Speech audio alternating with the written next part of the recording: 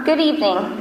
I would like to introduce a speaker who has spoken in 48 states and on over 400 college campuses.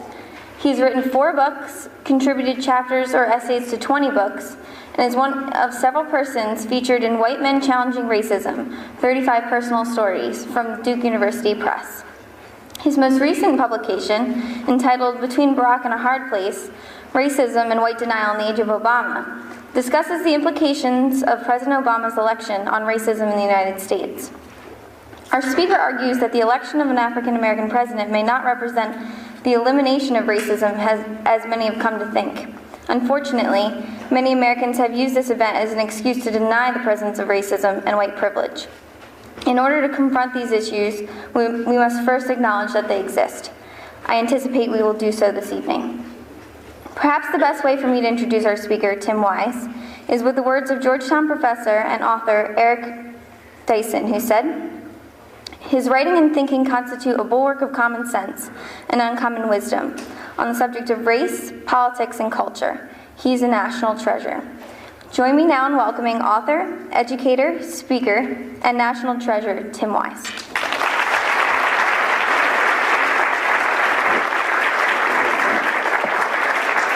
Thank you. I should have had my phone recording that national treasure piece. My wife always makes fun of me for that. Ever since Michael Eric Dyson said that very kind thing about me several years ago, and she just makes fun of me. She'll call me on the road.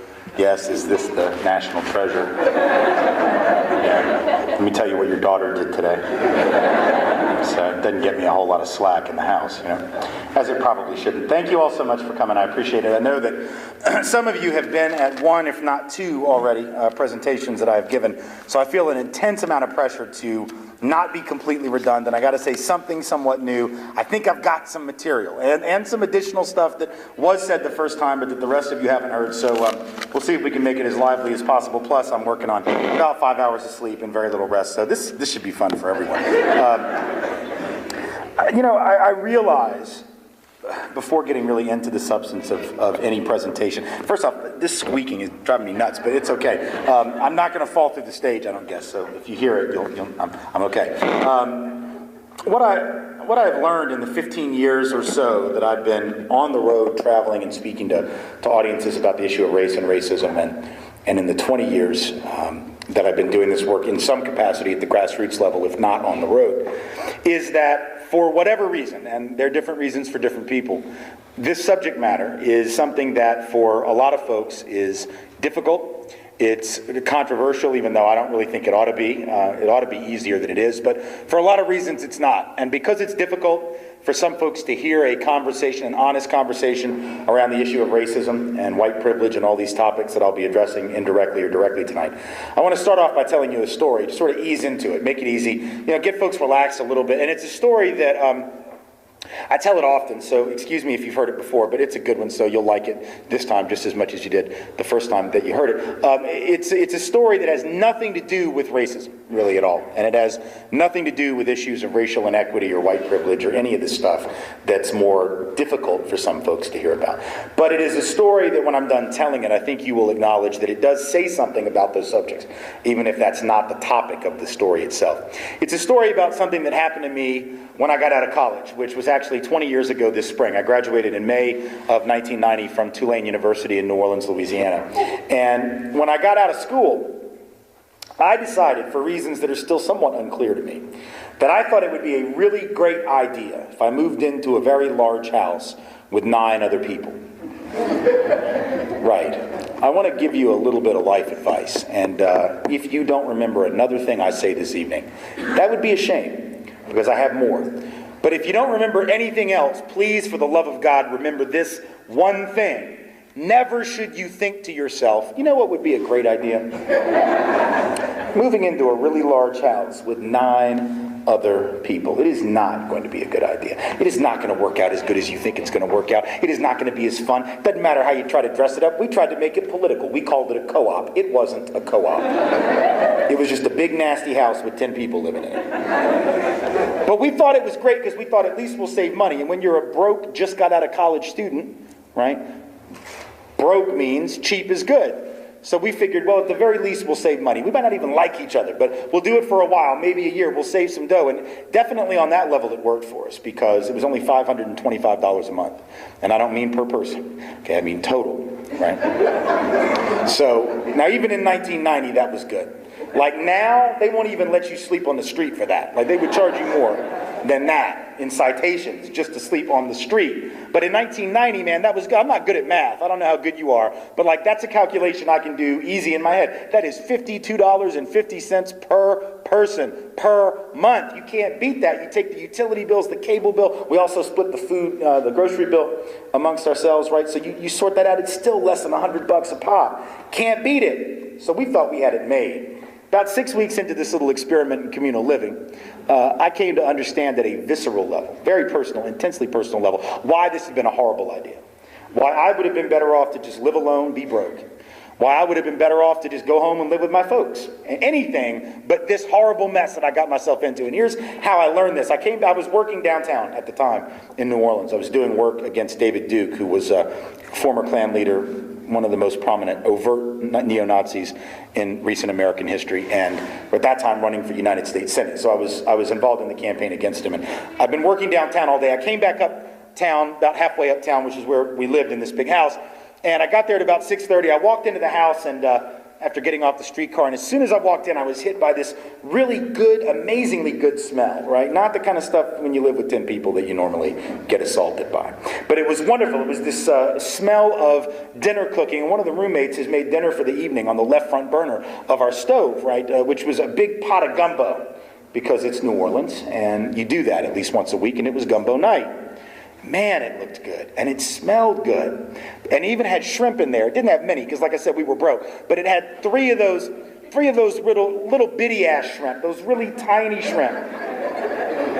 You know the ones I'm talking about, the shrimp that make like popcorn shrimp look like jumbo shrimp. The kind that make jumbo shrimp look like lobsters. That kind of shrimp, right? It's really not any shrimp. Who am I kidding? It's like shrimp dust. It's like some seasoning that you just put in, make you think you had seafood gumbo. You did not have seafood gumbo, but when you're broke, you'll settle for that, right? So I was excited, and when he said, "Do you want some?" I was tempted, but I had to say no because I'd already had dinner downtown. I said, "You know what? I'm not hungry, but smells good. It looks good. I want you to save some of it for me.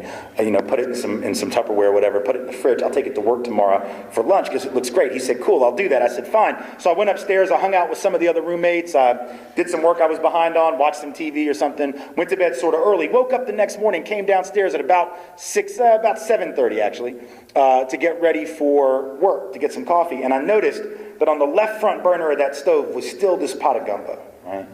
And it's just sitting there, and it's not smelling as good as it had the night before.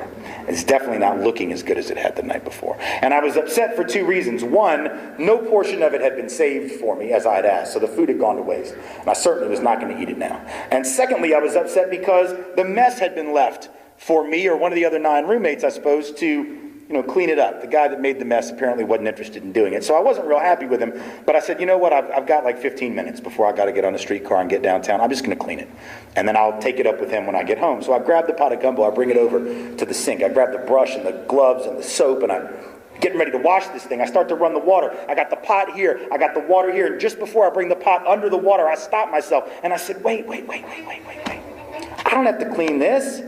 Man, I didn't make this mess. I didn't even eat any of this mess. Now I felt really self-righteous, because I had talked myself out of doing the hard work. So I took the pot of gumbo and I put it right back where I found it, left front burner of the stove, went to work. Came back home that night about 6:15, and I noticed when I got there that one of my other roommates was making dinner for the evening on the right front burner of the stove. But on the left front burner was still this pot of gumbo, now a full 24 hours old, getting nastier and crustier on the side of the pot. And I was furious, and I looked at my roommate and I said, now hold on, explain to me one thing. How is it that you can make dinner for the evening on the right front burner of our stove for everybody to share, when I'm pretty sure you can smell last night's dinner? It's right there, under your left nostril. How could you miss it? And he looked at me and said, without missing a beat, he said, oh, but Tim, I wasn't here for dinner last night. I didn't make this gumbo. I didn't have any of this gumbo. Did you eat any of the gumbo? He said. And I said, hey, man, not me. He said, well, neither did I. And now we both felt self-righteous because we knew what our mutual protestations of innocence meant. It meant we didn't have to clean it. We felt good about that. He looked at me and said, would you like some lentils and rice? And I answered, very, very self-righteously, yes, I would. I cleaned my plate, I washed it off, I put it in the dish drainer to dry, went upstairs, hung out with the roommates, did some work I was behind on, went to bed somewhat early, woke up that next morning, 7 a.m. I'd forgotten to set an alarm. But now here's a little tip. I don't think I probably have to tell you this, but I'm going to tell you anyway.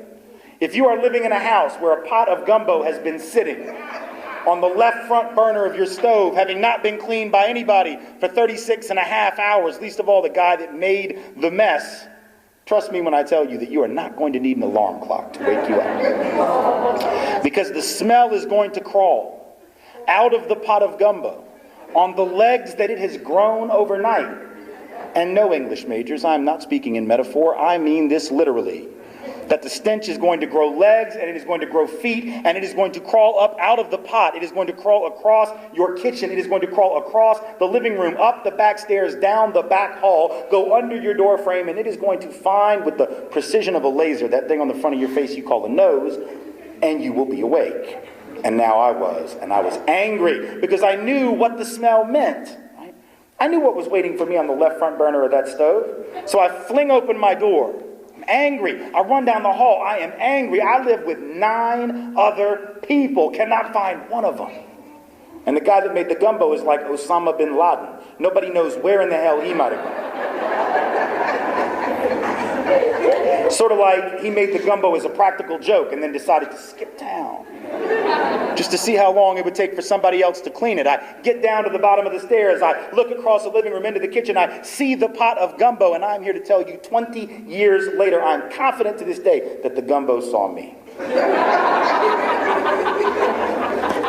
And it was at this moment, not a moment earlier, but definitely not a moment later, that I came to understand maybe the most important lesson I had ever learned about anything. Not just gumbo, not just household cleanliness, but life in general. And the lesson was this: it didn't really matter anymore, did it? Whether I was the one that made the mess. Right? It didn't really matter whether I was, as the saying goes, the author of all this unpleasantness. The only thing that mattered was that I was tired of living in that funk. Right? That I was tired of living with that nastiness, with the residue of all that my roommate had done without my approval, without my consent, without my participation, but the legacy of which I was having to deal with right then and there. And the same is true with human society. When we get tired of living in the funk, when we get tired of living with the residue of other folks' actions, in which we had no part, for which we are not to blame, but the legacy of which we inherit to this day, then we will get busy cleaning up that funk, not because we did it, not because we are guilty, but because we're here. And we're the only ones left who are in a position to clean it. There is, and we ought to know this, and if we don't, we should look it up, a profound difference between guilt and responsibility. Okay? Guilt is what you feel for what you've done. Responsibility is what you take because of who you are. If we're not clear about the difference between those things, let us look them up, for they are not, strictly speaking, synonyms, you see. And when we talk about legacy, it's a lot more than just household cleanliness. We reap the inheritance of all that has come before. When we were in 3rd or 4th grade science class, they introduced that concept of, maybe 5th grade, I don't know, I can't remember, but they introduced that concept of inertia to us, right? This idea that an object in motion will continue in the same general direction unless it's stopped by a force of equal or greater weight and power pushing against it in a different direction. And that's a true statement, but what they didn't tell us at the time, maybe because they didn't know or hadn't thought about it, was that inertia is not just a property of the physical universe. Right?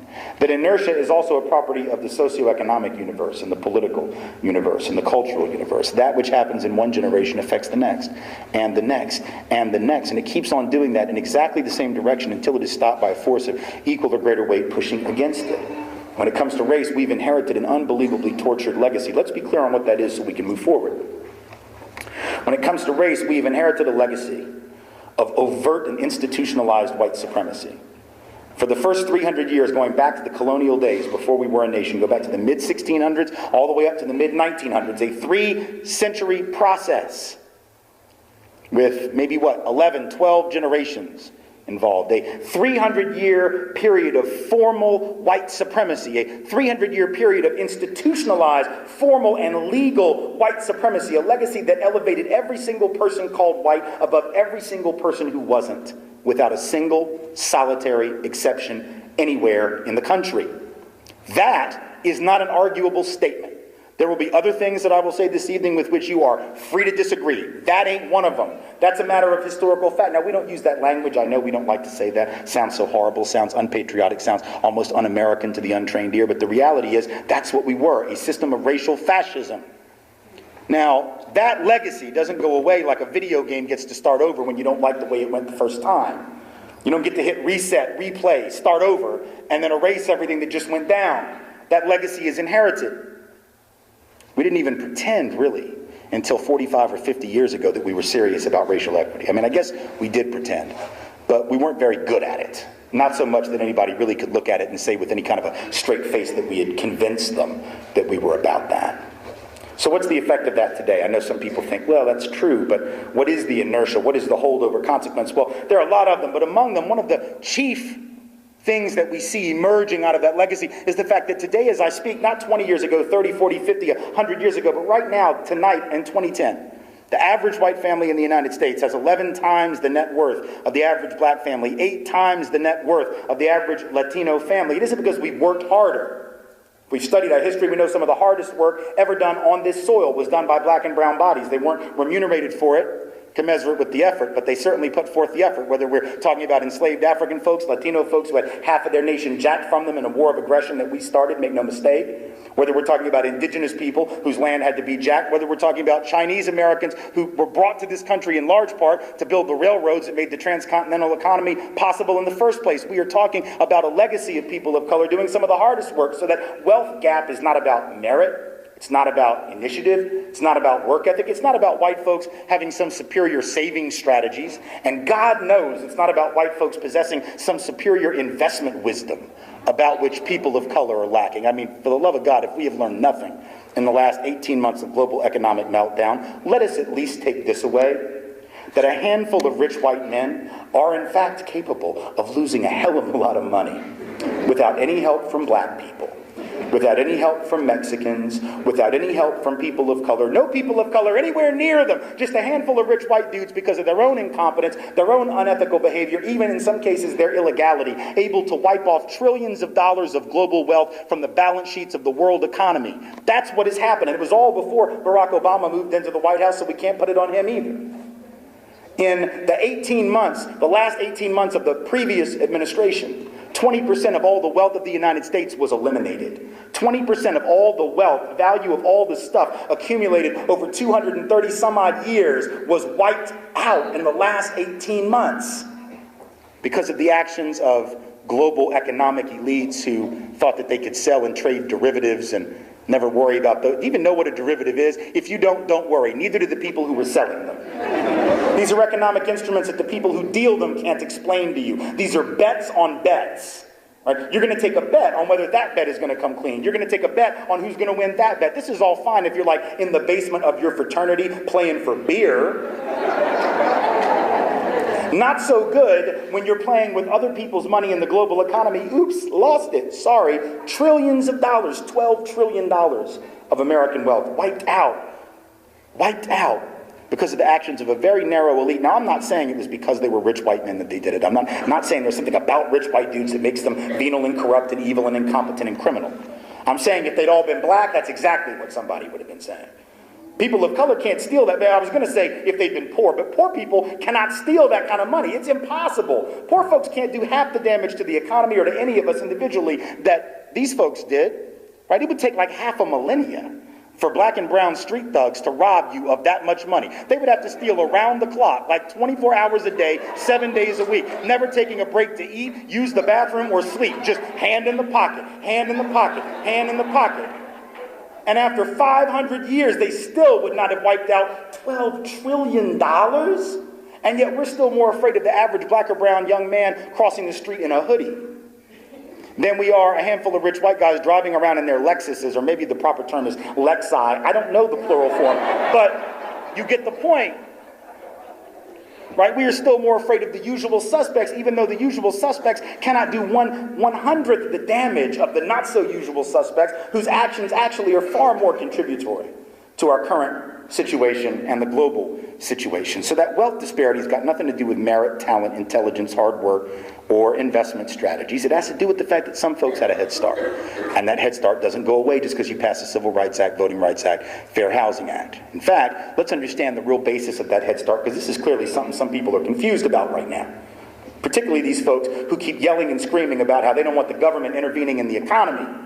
And they don't want the government intervening in healthcare, and they don't want the government managing, they just want the market to control everything. They just want small government. See, that's precious to me. Coming from people who never objected to big government when it was creating white wealth, when it was creating the white middle class. Make no mistake, that is what did it. Wasn't hard work and initiative in some vacuum, because most people in a competitive society have to work hard or they sink. So that sort of goes without saying. White, black, brown, doesn't matter. People tend to work hard and do so in relatively similar numbers. But what did matter is that the government of the United States stepped in and created wealth for white folks. Big government did that. We need to understand that's where the Head Start comes from. And this thing goes back an awful long ways. Actually goes back to the colonies in the 1630s and 1640s. There was a program in place. My family actually took advantage of it when one of the branches came during that period. You may or may not have heard about it. Odds are not, because we don't talk about it in school. But it was this thing called the Head Right program. The Head Right program was a program that allowed male heads of household from England who came to the United States to claim 50 acres of land and the tools with which to work it for nothing, just for making the trip. Now you see, you give out 50 acres of land and some tools to black people, and we call that a handout. We call that welfare. We might even call that reparations. You give out 50 acres of land and some tools to white folks, we call it nation building. See how that works? It's fascinating, the different kind of rhetoric that we use. Millions of acres of land were given out that way over a very short period of time. Fast forward to the 1860s. Homestead Act of 1862 gets passed. What does it do? It gives out 240 million or more acres of land for virtually nothing to white families. People of color almost completely barred from being able to take advantage of it. 240 million acres of virtually free land. The free market can't do that. Let's just at least agree on that. The small government can't do that. The market cannot take other people's land and give it to you, right? Only a very large government with guns is capable of doing that. And that's what happened, of course, because this had been somebody else's land before, and then it got taken and redistributed. And yet what's interesting is I haven't seen a single one of the families, because there are 20 million white folks in this country today. Some estimate as many as 50 million, but at least 20 million who are the direct descendants of those people who got Homestead Act benefits, many millions of them living on that land, living on those ranches, living on those farms, living in those houses. Not one of them has showed up in Washington, D.C. and said, you know what, I got to give this back, because it seems to me that if I keep this property that the government made possible, that'd be like, what would that be like? What's the word? That'd be like socialism. So here, y'all can take this back, because I didn't get it fair and square, you see, but no one does that. Fast forward to the 20th century, not even the early 20th, the middle. So we're talking about the lifetimes of people in this room, and for others of you, certainly the lifetimes of your parents and grandparents. Right? From the 1930s until the 1960s, the first 30 years of the Federal Housing Administration Home Loan Program. Add to that the VA Home Loan Program, added to that in the 1940s. What were these? These were government-created programs to subsidize indirectly by way of guaranteeing with taxpayer dollars private loans from banks. Prior to the creation of the FHA, banks would not lend money to working-class people. Didn't matter what color you were. They just didn't want to do it because the risk was too great. So even if you were white, didn't matter. If you didn't have enough to pay like half the down payment up front and you could pay it off in 10 years, you weren't getting a mortgage. That was the way it was. The government steps, so there was no middle class. I mean, there just wasn't any. The government steps in, creates the FHA program, later the VA program. What do these do? They basically say, don't worry, if the borrowers default, right, it'll be backed up by the full faith and credit of the United States Treasury, which is to say the taxpayers of the United States. So you'll get your money back, or at least some portion of it. And that made the banks willing to lend to lower income and working class white families who previously would have had to rent, just like black and brown families that wouldn't have been able to buy. But the problem was the FHA, which now is like a universal, a lot of you when you get your first home will probably get an FHA loan. That's what you do. It's low interest, the terms are good, you don't have to have a lot down, that kind of thing. But in the first 30 years of that program, it was almost exclusively for whites. Because the underwriting criteria that the banks were using that was actually given to them by a quasi-public institution, right, known as the Home Ownership Lending Corporation, which was created during this period. The underwriting criteria that they used basically made it impossible for people of color to get these loans, even though they were guaranteed with taxpayer money, including the money of black and brown taxpayers. But the way the criteria was written, 98% of all the loans went to white families. By 1960, 40% of all white family mortgages were being written under this one preferential policy.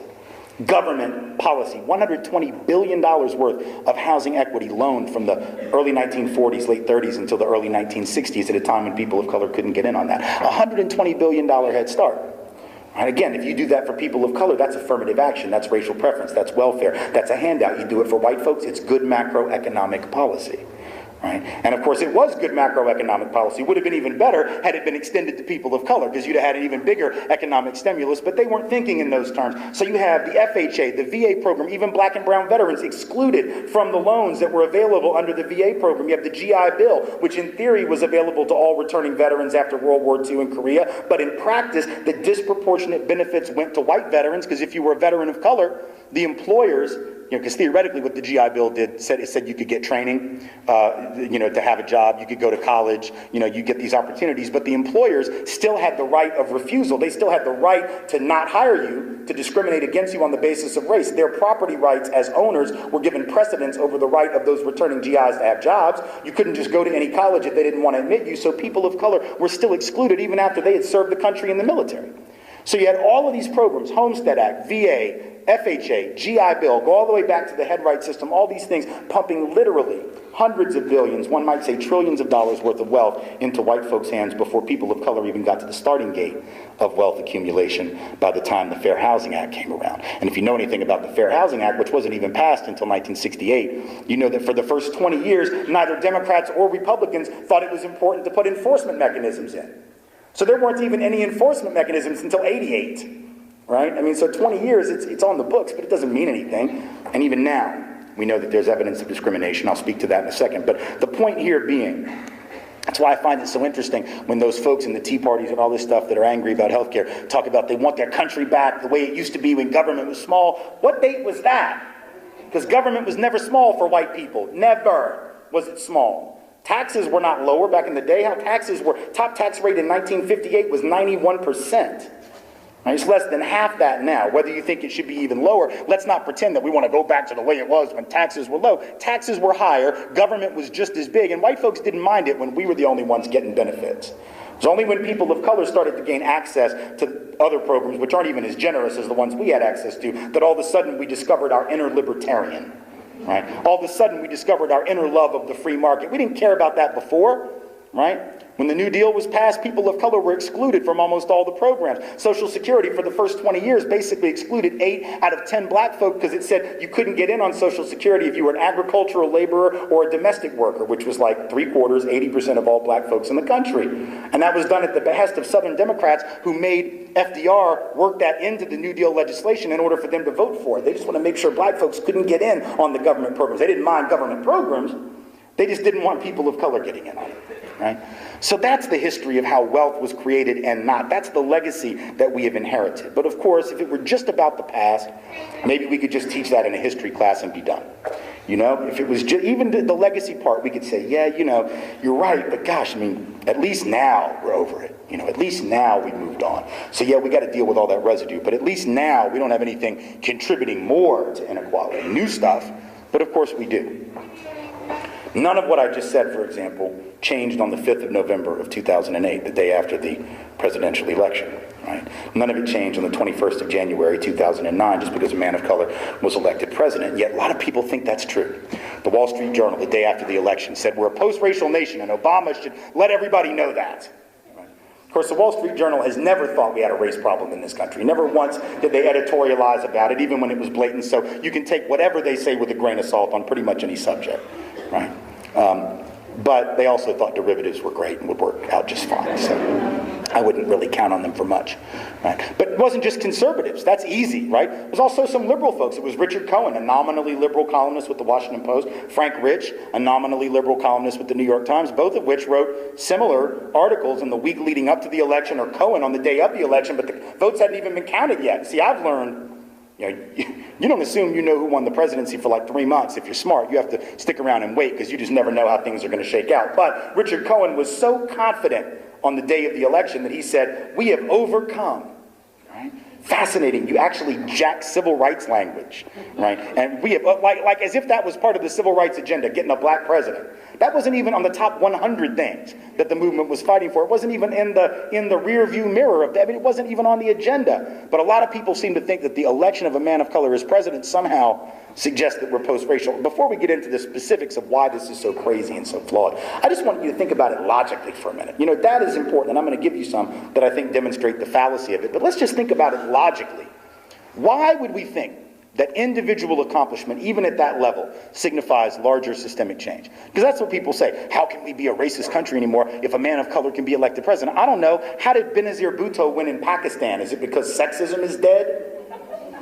Right? A woman. She won not once but twice, 88 and 91. Now, she tried to come back into politics and they killed her. That's how much they loved her, right? Assassinated as she tries to return to the political field, but elected twice as a female. If I were to say that Pakistan no longer had an issue with sexism, that patriarchal oppression had been, you know, just eliminated in Pakistan, and this I know because Benazir Bhutto, a female, was head of state over 20 years ago, as a matter of fact. Most people, I think, would hear that and go, come on. Like, we know that girls and women in Pakistan don't have fully equal opportunity. Same thing in India, Israel, Great Britain. They've all had female heads of state. But I don't think that anyone is going to say about any of those places that girls and women in those places are not discriminated against anymore. And yet, really, that is what we're being asked to accept in the case of our own country with regard to the subject of race. That somehow individual accomplishment says there's no longer a problem. By which logic, we should say also there was no racism in 1911 in this country.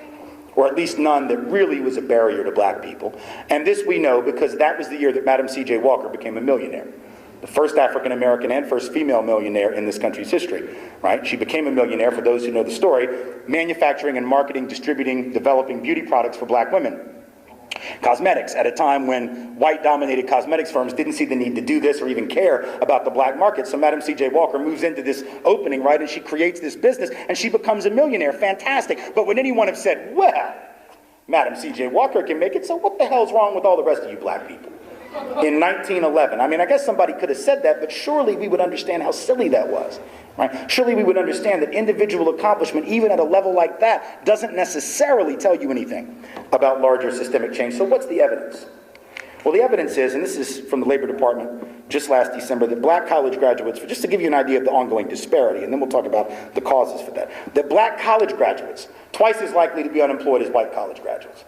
Latino college graduates, 2/3 more likely to be unemployed than white college graduates. Asian Pacific American college graduates, 15% more likely to be out of work than their white counterparts. And when people of color are out of work, they also, regardless of their educational accomplishment, are out of work for longer periods. Whether you're Asian American or African American, for example, on average 7 to 9 additional weeks out of work relative to white folks. So that's important for a couple reasons. One, it indicates that even when people of color have got similar educational qualifications, they are not having the same outcomes and the same ultimate opportunities. It also goes a long way toward debunking this notion of reverse discrimination and unfair preference for people of color. Because if that were a real problem, they'd be snapping up all these folks of color.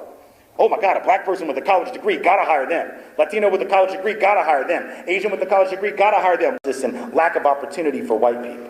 But of course, that's not what's going on. We know a study from a few years ago confirmed that. MIT and the University of Chicago. Study comes out from their econ departments. If you don't know anything about their econ departments, trust me when I tell you they are hardly leftist in orientation. The University of Chicago in particular, right? And this study comes out which finds that job applicants with white-sounding names 50% more likely to get called back for an interview than applicants with black-sounding names, even when the qualifications are the same. Same years of experience. Right? Same kind of education at the very same quality schools. Everything indistinguishable except the names at the top, and simply being suspected of whiteness gives you a leg up. That too demonstrates ongoing barriers for, in this case, black folks, ongoing advantages for white folks. In fact, the study found that for a black applicant to have the same odds of getting a call back for an interview, not even guarantee the job, just an interview itself. For a black person to have the same odds of a callback for an interview, they would have to have 8 more years of experience relative to a white applicant in order to have the same odds. You had to be considerably more qualified to just have the same chance of getting your foot in the door. That's a study that comes out in 2004. It's important to point that out because 2004 is also the year that Barack Obama is introduced to most of us at the Democratic National Convention, right? John Kerry's nominating convention, summer of 2004 in Boston. And most of us had never heard of the man before. He stands up. He's a state senator at the time, running for U.S. senator, an office he would win that November. Stands up the summer of 2004 and gives this beautiful oratory, right? First time most of us had seen him, first national speech. And in that speech, he had a lot of applause lines. The one that got the biggest reaction was the one where he said, and you may remember it, if not, go back and listen to it. It's stunning. He goes, "We're not a black America and a white America and a Latino America and an Asian America. We're just the United States of America." And everybody's like, oh.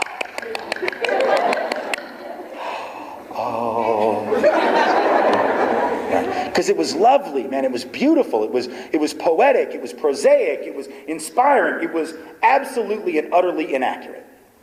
And Barack Obama is smart enough to know that it was. I don't have any doubt that he knew, even as he said it, that he was saying something that was intellectually completely devoid of all substance. But it was a great applause line. It made everybody feel good. He said that the same summer that this MIT and University of Chicago study came out about the white names and the black names, which tells us what? That we're not united at all. That our opportunities are not equal at all. The same summer, a Justice Department report comes out that says that black and Latino males 2 to 3 times more likely than white males to be stopped and searched for drugs by cops, even though white males are 4 times more likely to have the drugs on us on the occasions when we are searched. So we're half as likely, maybe 1/3 as likely, to be searched, but we're 4 times more likely to be guilty on the occasions when we are. That is heavy information. And it certainly suggests we're not a united nation. It suggests that, in fact, we are profoundly that's not even a word, disunified. I'm reverting back to old presidential ways, but just making up words. But that's the beauty of whiteness. See, I can do that. Right? I can say disunified, and tomorrow it'll be in somebody's dictionary. Right? Because as a white person, I can just make up language, and folks will go, "That's okay. It's okay." Black person says disunified, folks are gonna be like, "That's not a word," or whatever word I want to make up, right? That's just the beauty of privilege. That's a little side note. But in any event, right? In any event, unity is not something that you have just because you say it. It's not an act of wish fulfillment. It's not like that movie with Kevin Costner, right, where he builds the baseball stadium in the back of his yard, and all those old dead white dudes come back to play. Right? And he's like, "If you build it, they will come." And it's like magic, right? That's not how justice happens. That's not how equity happens. It's not how unity happens. You don't just say it and then it emerges. You have to actually work at it. And we haven't finished that work. That's what the evidence says. 2 to 4 million, depending on which number you believe. But let's just take the bottom one, the most conservative estimate, 2 million cases of race-based housing discrimination against people of color every year. Folks being given mortgages at higher interest rates than they would be if they were white with the same collateral, same credit record, same occupational status, income, etc. This ends up depriving hundreds of thousands of black and brown folks every single year, if not millions, really it would be millions of black folks every year, equity that they would otherwise amass. If you think about a point and a half, 2 points on a loan, which is oftentimes what people of color are being charged above what they would if they were white, right, in terms of their interest rate. Over a 30-year loan period, that's a couple $100,000 in additional payments to the bank. That's a couple $100,000 less equity that you're able to develop. Think about the effect of that, not just on those families, which is obvious, right, for them to have less wealth, but it's also an effect on the overall economy, because that's less money that what do people do with their housing equity, right? Housing equity is really the #1 way that most of our parents pay for our college.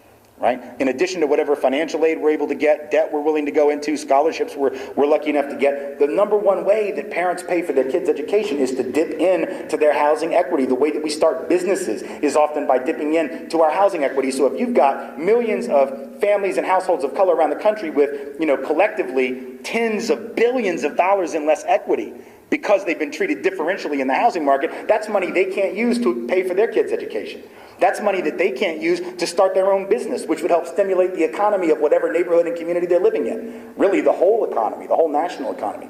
So we're talking about an economic effect, what economists call a multiplier effect, that goes well beyond just the community that's being ripped off, if you will, and given less opportunity. This is stuff we need to think about, and not just people of color. It's obvious why people of color have to, because your lives and opportunities are at stake. But I want to make sure everybody in the room that's white also understand that this matters, or should matter, to you. Because the truth of the matter is, whether or not you think it's about you, maybe it's not right now. A lot of folks didn't think the subprime mortgage thing was a problem either for them when it was only black and brown folks being hit by it. And then it spread. Didn't think double-digit unemployment for black and brown folks was a national crisis when that was happening 20 years ago, and 30 years ago, and 10 years ago, even when the economy was good. And now that white folks are looking at double-digit unemployment, it's like the sky is falling, the world is ending. But for some people, that's not new. right? For some people, that's been a normal condition. So we need to pay attention, because you never know when the stuff that's hitting this group over here today is going to come back and hit you. But B, it's also important, or maybe that's 2. I don't know whether I said 1 or A. It's been a long day. But the second point, regardless of whether it's a B or a 2, is, right, that ultimately, in about 30, 35, 40 years, take your pick, doesn't matter, say 50, long shot. 50 years, about half the people in our country are going to be folks of color, and about half are going to be white. That's a fact. You don't have to like it. It doesn't much matter. That's what's going to be. It's already the case in California and Texas and I believe Arizona. It's going to be a national reality in about 40 to 50 years. Half the country, folks of color, half white. There is no way on earth that anyone in their right mind can believe that we can sustain a healthy economy, that we can sustain a healthy political system, that we can sustain a healthy society at any level where half of that society is twice as likely to be unemployed as the other half, where half of that society is 3 times as likely to be poor as the other half, where half of that society has 1/10 the wealth on average of the other half, where half of that society has double the infant mortality rates of the other half, where half of that society has 9 years less life expectancy than the other half, where half of that society is substantially more likely to not finish school, not go on to college, or end up in prison than the other half. You cannot sustain a society that way. If Lincoln said that we couldn't last as a nation divided against itself, right, and that was talking about something that was an awfully big issue at that time, trust me when I tell you this is just as big an issue in the sense that we will rise or fall together. So even those of us who are not the immediate targets of racial inequity pay the cost down the line for that racial inequity, increasingly so when the people being targeted by that and affected by it are an increasing percentage of the population. Right? That makes it especially pressing as a concern, or it should for all of us. So individual success tells us very little about systemic change, and especially when you consider what the president had to do in order to even win in the first place. Right? Which is what? First and foremost, he had to say absolutely none of what I've said tonight. None of it. Not because he doesn't know it. He knows all of this. I don't have any doubt that he knows everything I've said. But I also have no doubt that had he said 1/10 of what I've said, he wouldn't be the president of the United States. And he knows that too. He couldn't have even said the easy stuff. See, it's one thing for him to get up and talk about ongoing racism. I can imagine that would seem to be difficult for him. But he couldn't even get up and say the historical stuff the way I said it. He gave that race speech, here in Philadelphia, and he talked about some of it. He talked about that FHA program, as a matter of fact. So he sort of walked up to the line of what I said. But now he didn't use the language I used, did he? He didn't say we were a nation of systematized white supremacy. I mean, are you kidding? That's not even arguable. It's like I said, that's like saying this is a microphone. Man, it's just true, right? That's an iPhone. It just is an iPhone. That's it. There's no other interpretation. But he couldn't have gotten up in that speech here in Philadelphia and said, you do realize that we were, for a very long time, a society of institutionalized white supremacy. He couldn't have even said that if only for the purpose of saying how much progress we've made. He couldn't have even said that even if he followed it with, and thank God those days are over, because people would have got stuck on the fact that he told the truth. White supremacy? My God, you hate America. Which makes sense because you're not even from here. Which, by the way, I just deal with that. I mean, I shouldn't even waste my time, but sometimes constructive ridicule is helpful when we have these conversations. Anyone who thinks that this man was not born in the United States is insane. Is insane. And that right now is 45% of the Republican Party, according to a Harris poll last week. I'm not trying to be mean now. If it's not you, don't take it personally. But 45% of the Republican Party said that he's not born in America. 1 out of 4 said he's the Antichrist, so. If you think this man wasn't born in America, then you have to explain one thing to me very simply. Other than the documentation which the Republican governor of Hawaii has said is very clear and they have distributed. You have to explain to me how his mother knew. Right? Because his mama put a birth announcement in the Honolulu paper 10 days after he was born. Now that is some foresight right there. If he wasn't really born in Honolulu, if he was really born in Kenya, like these folks at these rallies that go back to Kenya and show us the birth certificate, and his mom, just imagine what this means. His mom is sitting over there in Mombasa and she's like, oh man, look at that little 4-day-old child. My God, it's amazing. He is going to be president of the United States. I know that in a lot of states back in the state, he can't even vote right now, but he will be president one day, so I better get a message to Honolulu somehow. We gotta plant this. Because he's gonna, and they're gonna ask. So I got to send a fax. No, there's no fax. I got to send an email. No, there's no. I got to put a message on a boat and send it to Hawaii to let them know, plant this so that my boy can grow up to be president. That's insane. No offense, frankly, to the mentally ill, but that is the kind of thing that almost necessitates forced medication. And yet that's what folks are saying, right? So we got to understand there's this blatant stuff. This president couldn't talk about any of it. This president wouldn't be able to even say the easy stuff. Even with the smile on his face, it wouldn't matter, because what does the data say? And this is important about this election. According to survey data, 6 out of 10 white Americans are willing to admit we continue to hold racist views about black people. That's the ones willing to admit it in polls. And you know, a lot of folks won't admit what they think because they know it sounds bad. That, at least we've made that much progress. 50 years ago, white folks didn't feel the need to front. They would just say, yep, don't like black people. What of it? Now, we have at least enough progress to where we feel like we have to sort of put on this appearance, which, I mean, it is progress in a way, but it also makes it hard, right, to really know what's going on underneath the surface. So 6 out of 10 white folks are willing to just go on record as saying, yep, I hold on to at least one stereotypical racist view about black folks. If you look at some of the other research that's been done, 85% or more of white folks who have been tested for what they call implicit biases or subconscious racial biases have demonstrated that they have them. So it's not everyone, but it's pretty close.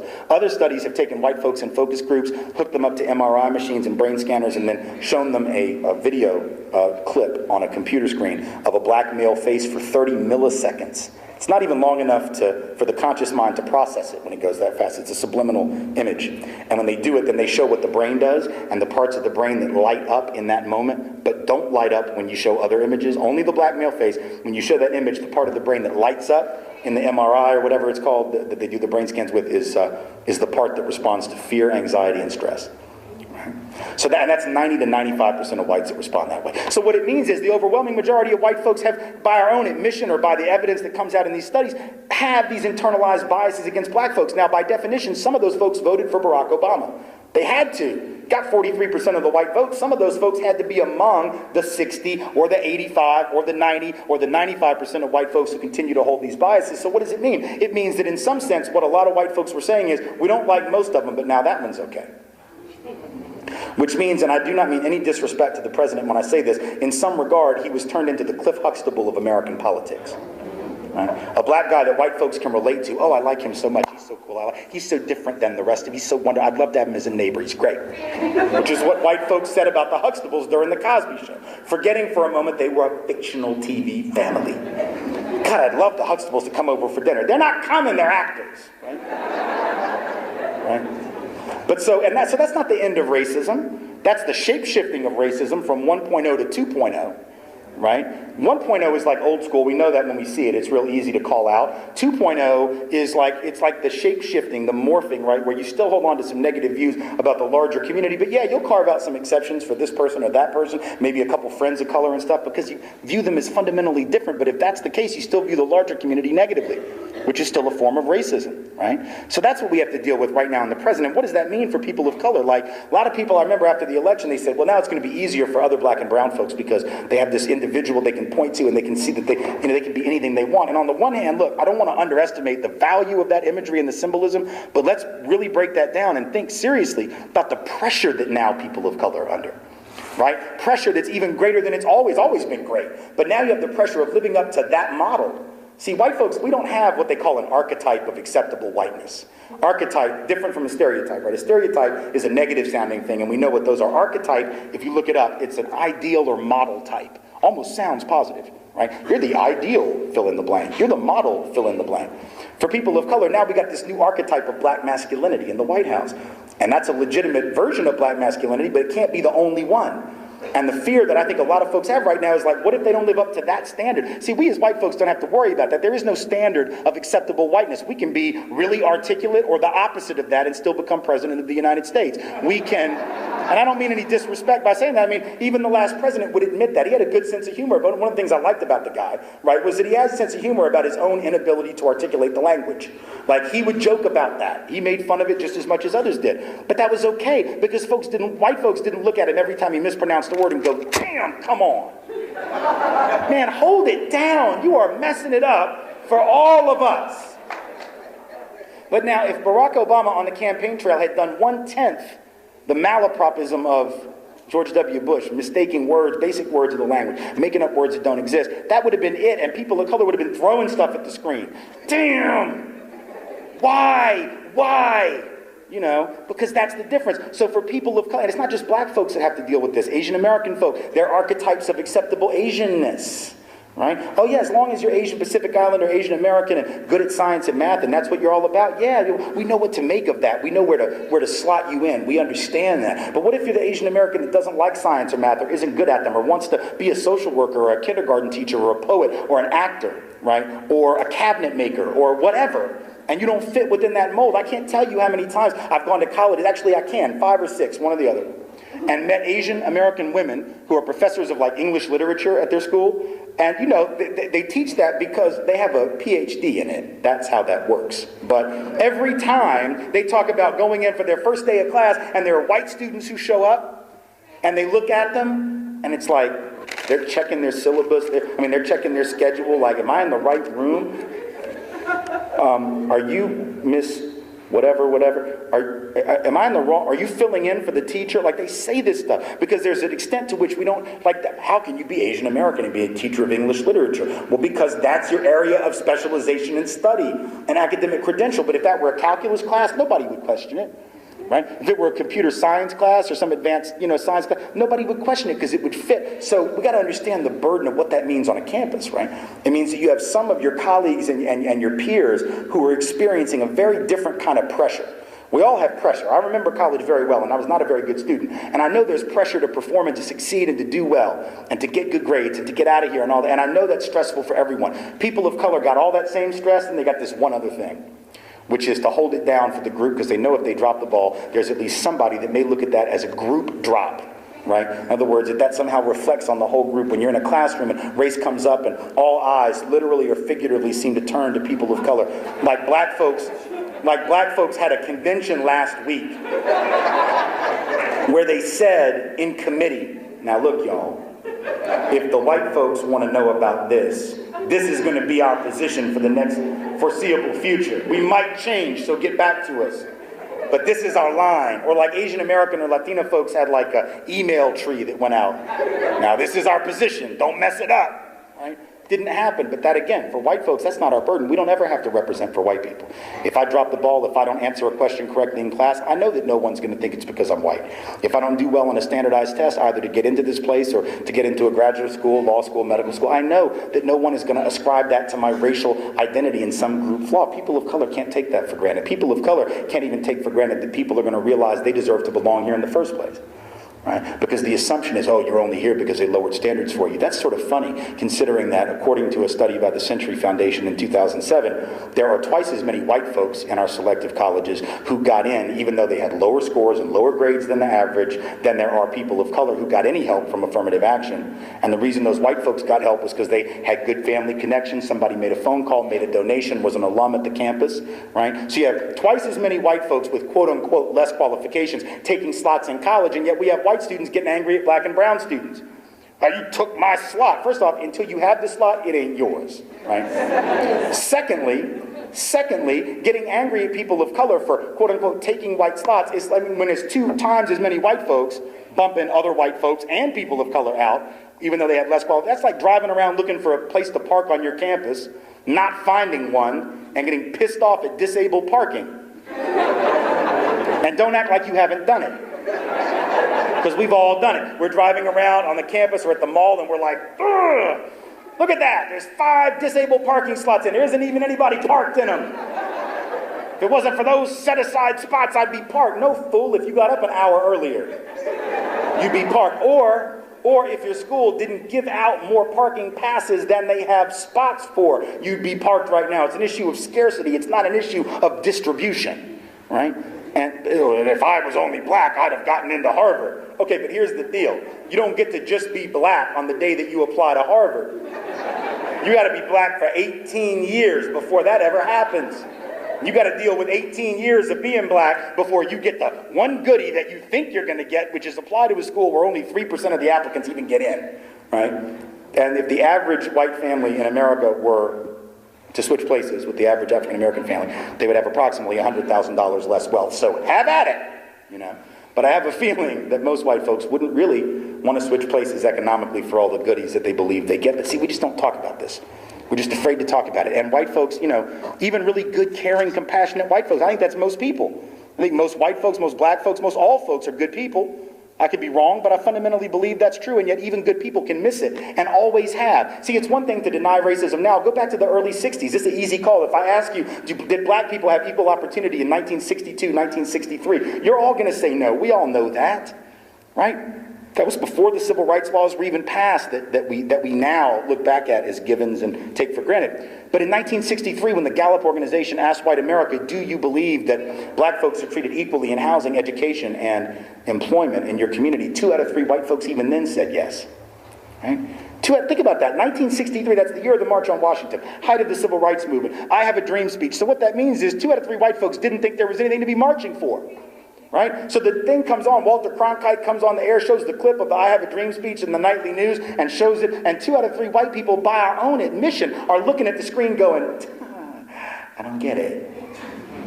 Why are these black people angry? Why are they marching? I'm so confused. I think everything's just fine in America right now. Honey, please, turn on Leave It to Beaver so I don't have to deal with this. A year earlier, in 1962, Gallup asked white folks, do you think black children have equal educational opportunity? Easy call in 62, right? The answer is no. We all know that in retrospect. But in 1962, when the past wasn't the past, when it was the present, 87% of white folks said yes. Black children have fully equal schooling opportunity. Almost 9 out of 10 white folks just completely clueless. Now, is that because they were uncaring, unfeeling, cold-hearted, mean, nasty, bigoted, venal, racist people? No. Are there people like that in every group? Yes. Is that an explanation for why almost 9 out of 10 white people don't have a clue? No. What is the explanation? It's real simple, and it's the same explanation that would explain why most white folks in 2010 don't get it. It's because we don't have to. In 1962-63, did white folks have to know what people of color were experiencing? No. I would say in 2010, you still don't have to know.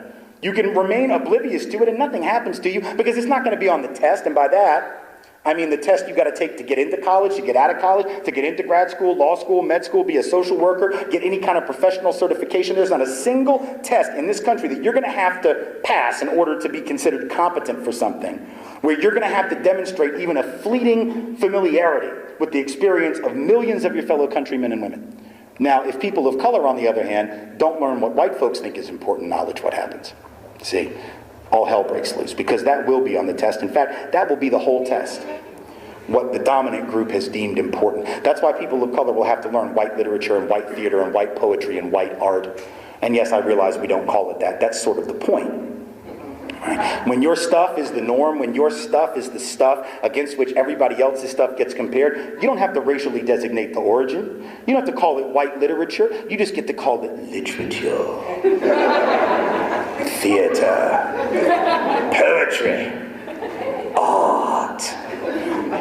This, for those who were confused, we got like 11 months, so let's clear it up before February comes back.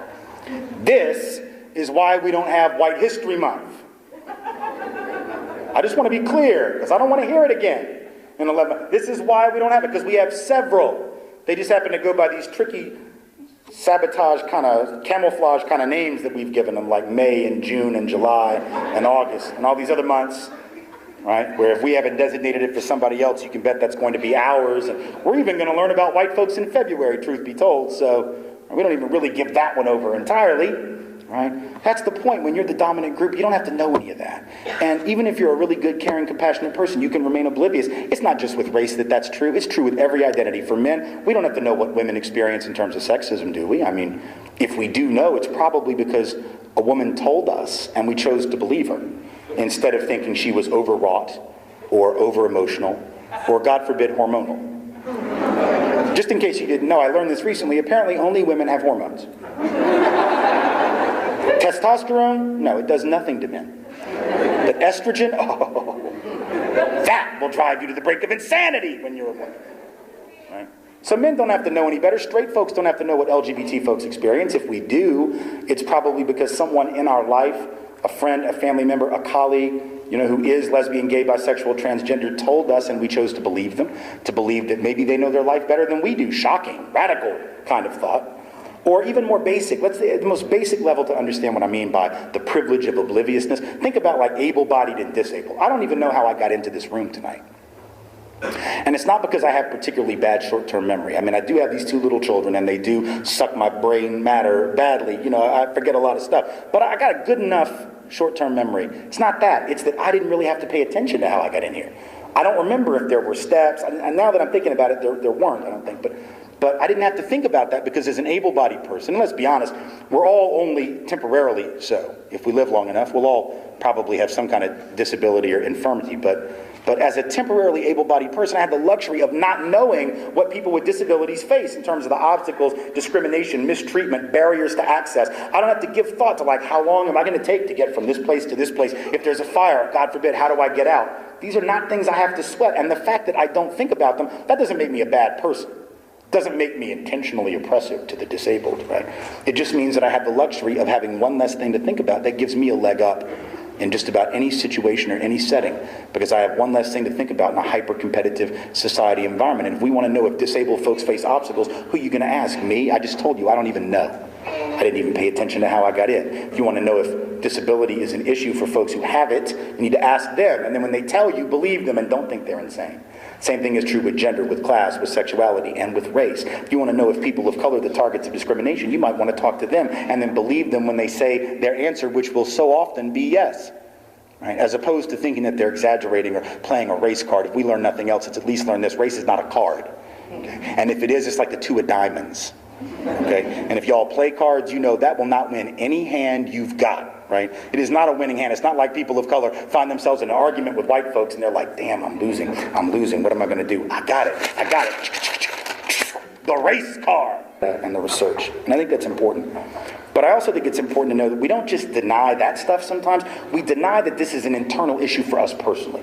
And until we understand that it's a personal thing that affects every single one of us, we're not going to make a lot of progress. That we've all been conditioned to have certain reactions. When I talk about 60 or 80 or 90, 95, whatever percent you want to choose of white folks who have these internalized biases, I think really to all of us do to some extent, just like I think all men do to some extent. Not all the same, differing degrees, but we've all internalized. That's what marketing is. That's why marketers and advertisers spend billions of dollars to sell us products, because they know it works. Right? There's this thing called the rule of 11 in advertising. When you have somebody see an advertisement like the 11th time or after, that's when they decide they need the product. The first 10 times it doesn't get through. But the 11th time is like, Charmin. Gotta have Charmin. Not Angel Soft. Not Cottonelle. I will chafe for weeks if I go with that brand. I gotta have Charmin. Right? If you can convince somebody about a product with 11 ads, imagine how much easier it is to convince people about racial and gender and superiority and inferiority, class superiority and inferiority, when you've got years to do that. And it comes from the home, and it comes from the schools, and it comes from the religious institutions, and it comes from the media. I mean, it's nonstop. So it's really no shock that we would all fall prey to it to an extent. And we don't have to feel guilty about that. Again, like I said at the outset, guilt and responsibility, not the same. But if we inherit that conditioning and legacy, we have to own it. And when we do own it, there is some good news. When we own it, we can get hold of it. Let me give you an example of what I mean. And this is one of those things, like I used to be real cynical about the prospects for awareness being sufficient. People would say, well, yes, awareness is nice, but what does that lead to? Actually, there is some evidence, and it's been around a long time, that awareness of our own internalized crap and just owning that and taking hold of it and being honest about it can actually help us check our behavior and behave in a less discriminatory way and move toward equity. And here's the example. It goes back to 1926, famous court case actually out of Detroit, Michigan. Most of you have probably not heard of it. They do study it in some law schools. It is a very famous criminal trial, but I didn't even hear about it until 4 or 5 years ago. It's a case involving a man by the name of Dr. Ossian Sweet, who was a well-respected physician of his time, African-American doctor, and his family and some of their friends, all of whom were brought up on murder charges. Here's what happens. Dr. Sweet buys a house in a previously all-white neighborhood of Detroit in 1925. Now, if you know anything about Detroit in the 20s, you know that the Klan ran the city of Detroit. A lot of people don't know that, but they think of the Ku Klux Klan as a southern phenomenon. Actually, Michigan and Indiana had the strongest Klans in the United States in the 20s. Detroit was run by the Klan so much so that they almost succeeded in getting a mayor elected in 1924. They just missed by a few percentage points. But they literally ran the place, and membership was huge. So Dr. Sweet moves his black family into an all-white neighborhood. Knows there's going to be trouble, but he says, by God, I can afford this house and I'm going to have this house. I'm not going to let them run me out. But he knows there's going to be trouble, so he gets his family together, and he gets 8 or 9 of his family friends together. They come over on the night that they move into the house, knowing that there's going to be trouble. Sure enough, a mob assembles across the way, 700 strong, starts yelling slurs at the family. Eventually, on the second night of the siege, they throw a brick or a rock through the upper window and break it. And at some point, a shot rings out from the house. We don't know who shot, but someone in the Sweet home shoots a gun out in the direction of the mob. 2 white people are hit. One is killed, one is injured. In spite of the fact this is obvious self-defense, they had every reason to think the mob was about to rush the house and burn them out. They're all brought up on murder charges, all of the Sweets and the 8 members of their friendship circle who they brought over to help defend the home. So they're all brought, it's Dr. Sweet, it's his wife, it's his 2 brothers, and it's all these friends. Clarence Darrow, the most famous defense attorney probably in the history of the American bar, comes out of retirement to defend the Sweets and their friends. And the first trial, the state tries all of them at once in one big trial. And Clarence Darrow, as a defense attorney, goes at it with just the facts, and he argues self-defense, and he argues we don't even know who shot the gun for sure, and just sort of sticks with the facts of the case. And he gets a mistrial. So he didn't lose, but he doesn't win. And the state decides we're going to press on. We're going to retry. We're going to start with Henry Sweet, who's one of the brothers. And then we're going to see how that goes. They thought they had a stronger case against Henry. So they said we're going to try him first, and then if we get the conviction there, we'll do the rest. So Darrow tries a different approach because he wasn't satisfied with the hung jury, and he knows it's an all-white jury, all-male jury. He can intuit that they're probably not the most racially enlightened people in the country. This is an understatement of somewhat biblical proportions, right? It doesn't take a genius to know that they're probably not real racially liberal, but nonetheless, he gets up and he does something which is both brilliant and totally counterintuitive. First off, he gives a 7.5-hour closing statement. Now, that's counterintuitive. But you got to read it. You can read the text of it actually online. There are no recordings to my knowledge, but there is a text, and it is the most stunning piece of legal oratory you will ever read. It is studied in law schools. It is so unbelievably brilliant. I mean, it's just incredible. Speakers just don't speak this way anymore. I mean, the language has been just weakened, I think, in that 80-year period within the law, So he gives this 7.5-hour closing statement, but that's not the really important thing. It's what he says in the very first paragraph, the very first few minutes, and he comes back to it like a dozen times. He gets up and he looks at his jury and he says, I say to you, you are prejudiced. Now, the word racist wasn't really around yet in the lexicon, but that's really what he's saying. He's saying, you're racist. I know it, you know it. He says, you don't like black people. You don't want them living next to you. You don't want them as members of your family, and you don't want them even coming into your house to eat. Don't lie. I was conditioned. You were conditioned. We were all trained to feel that way. And you know full well that if the tables were turned and this was a white family accused of killing black folks who were trying to run them out of the house, you'd be giving them medals of honor, not trying them for murder. And of course, this is totally counterintuitive. And you can imagine his other attorneys that are at the table with him. They're like, damn, shut up. Man, you got a bunch of white men and you're telling them they don't like black people, and your client, he's black. Like, stop. What in the world are you doing? Right? You're like priming them to act in a racist way. But he understood what he was doing, because the very next thing he did, whenever he would make this point that they were prejudiced against black folks, he would come back and say, and in spite of this, I expect you to do the right thing, and I know you will. Right? In other words, he made the point that they had a worse nature that often controlled them, but that wasn't all of who they were. They also had a better nature, and he was going to appeal to that. And it was brilliant, because what he just did, in case you hadn't figured it out, was he put him on notice, right? He basically said, I'm telling you right now, if you do what I know you want to do to my man here, I know why you did it. And everybody in this courtroom is going to know why you did it. So I just got that out of the way. So I'll know that you did it because you don't like black people. So there you go. So, but you're going to do the right thing, right? So you can imagine, like in 26, that's now, even now, that would be a rare legal strategy. In 26, it's just like crazy. He does this for 7.5 hours. He leaves them with that. He's like, I know what the deal is with all of you. They go into recess. They deliberate for a couple hours. They come back full acquittal. The charges are dropped against all the other defendants, right? The state realizes they will never win, right? Now, keep in mind what this means. You know, in 1926, yeah, there was that voice, the racist voice that was the dominant one for sure in white folks' minds in 1926. But even then, there was that little voice on the other side, right, that said, I'm not supposed to think this way. Even then, now that voice might have been a whisper in 1926 for most white folks. I'm guessing it probably was. But it was there, and when you primed it, folks would move to do the right thing because you named it, because you called it out, because you put it on the table and refused to allow them to be manipulated by things subconsciously. If Clarence Darrow doesn't do that, I guarantee you his man goes down. Because at that point, they'll be able to content themselves with the idea they did nothing wrong. He's just guilty. they won't even realize they're being moved around the chessboard by their prejudices. But when you call it out and you say, be alert, be careful, or you could go down this road, the good person that's in most of us, even in the 20s, let alone in 2010, is like, I'm not supposed to go down that road, am I? Right? And there's a lot of research now which says when we name it, call it out, and put it right there in the middle of the room and have that conversation, that we can check our behavior. The attitude may still be there for a while. The belief system may not go away, but the behavior can change. And that's really what matters, because the behavior is what determines unequal outcomes and opportunity, not the attitude per se. We got to check the behavior. And this is how I know it at a personal level, and I swear to God I'm going to take these questions. I thought I already understood this at the affective level, right? I've been doing the work for a long time. And then a couple years ago, something happened that drove it home to me even more blatantly. I was sitting around on a Sunday afternoon with my 2 girls and wife. And it's raining about 2 in the afternoon on a Sunday, early part of the summer. Kids had just gotten out of school. At that time, it was actually 3 years ago, so they were almost 6 and almost 4. And we're sitting around, nothing to do, can't go to the park, played every game in the house, right? And getting bored, the kids are getting restless. We decide, all right, we'll just watch a movie. Maybe that'll take us up to dinner time. We can feed these kids, get them to bed, move on to tomorrow. Maybe the sun will come up. So we start flipping around channels on the Comcast on-demand cable deal, right? So you pay $4.95, get a movie, that kind of thing. So we're flipping around and looking for movies that are good for families and kids. And we're not finding much, but we come across the trailer for the movie Evan Almighty, right? Which some of y'all probably saw. It's a story about, well, Steve Carell plays a congressman or a senator who's told by God, who's played by Morgan Freeman, that a flood is coming, and so he should build a really large boat and ride it out. You have probably heard this story before in a different context, because this is really just a modern retelling of the Noah and the Ark story. And it's cute, it's funny. But as it turned out, the kids and my wife had already seen the movie when it was at the theaters like 5 or 6 months earlier, so they didn't really want to see it again.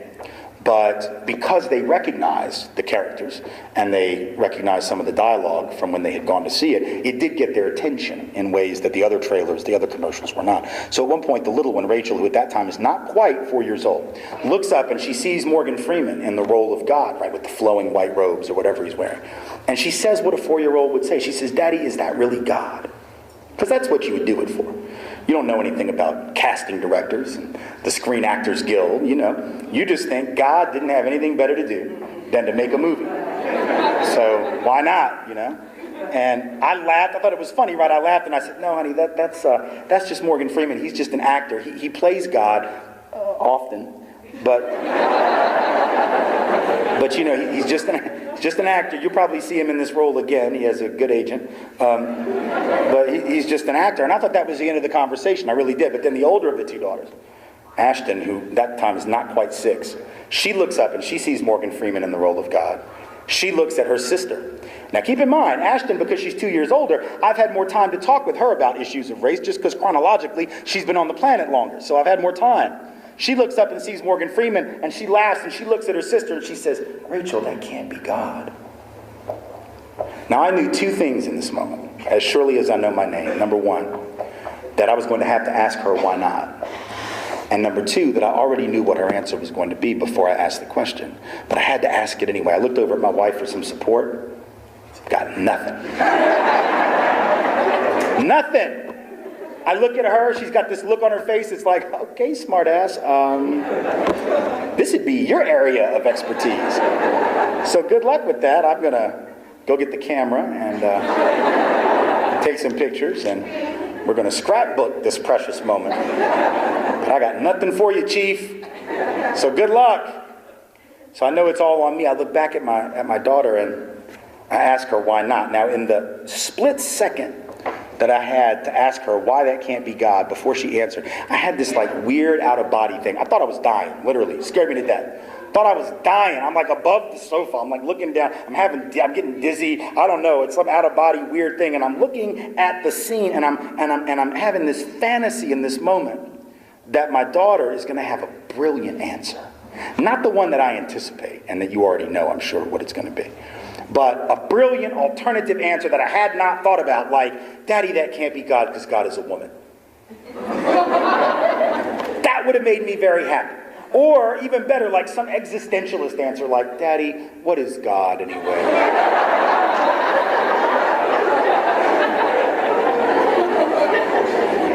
That would have been cool, but like I said, she wasn't even 6, so even though she's pretty bright, Not going to come up with that answer at that age. So I ask her, and all of a sudden she starts to move her mouth. The words start to come out. I'm zapped back into my body. The fantasy is over, and she says, that can't be God because God isn't black. God is white. Really? See, here's the thing, and I don't think it'll surprise you to learn. I don't have in our home, we don't have any racialized images of a deity that would give one the impression that that deity, if that deity be in human form at all, somehow was the racialized equivalent of Santa in the clouds, right? Some white dude who gives out goodies or punishment from above, living in the sky. We don't have any of that imagery. We don't allow any of those children's Bible story picture books that you see when you're a kid. You know, the ones that give the impression, if you didn't know better, that Adam and Eve lived in the Garden of Sweden. We don't have any of that. None of that. We don't allow any of that in the house. Never has it been in our home. But my kids are picking it up somewhere, right? They're seeing it, that imagery in libraries and in bookstores and in churches, and they're seeing it every Christmas when folks send us Christmas cards with pictures of Jesus on them that give you the impression that Jesus was born in Bethlehem, Pennsylvania, right? So the images are affecting the mentality of our children, even in my home, right? Which is explicitly an anti-racist home. Now, understand something. If you were to try to break into my house and hurt my kids, I'll kill you. And I'm not saying that to be all big and bad. I'm not a violent person, but I'm also not a pacifist when it comes to defending my family. I don't have a gun, but I'll find something. And I will throw it at you. And you will die. I mean, I'm just that confident about the velocity with which I will hit you between the eyes with whatever hard object I manage to grab. I'm just that sure of it. But do you understand, the point of me telling this story is something is coming into my house. And it is damaging my children. And the doors are locked, the windows are shut, the alarm is on, and this thing coming in does not know the code to turn it off. But it gets in and it gets out as quietly as it came before I even knew it was there. And it infuriates me. I'm not to blame for that, but I've got to be responsible for that. Because if I don't take responsibility for altering the mechanics of what that does to my child in an anti-racist home, and if that can happen in my home, it can happen in everyone in here's home. Not that I'm any better than anybody else as a parent, but I'm not any worse either. You know, at least I know that we've got to try, and yet even when I try, this stuff still happens. And if that happens to my child who's white, imagine what those images do to black and brown children who see the same images. Right? And get the impression of internalized inferiority, internalized distance from a creator, however you interpret that creator. See, this is why we got to understand this. This isn't about other people.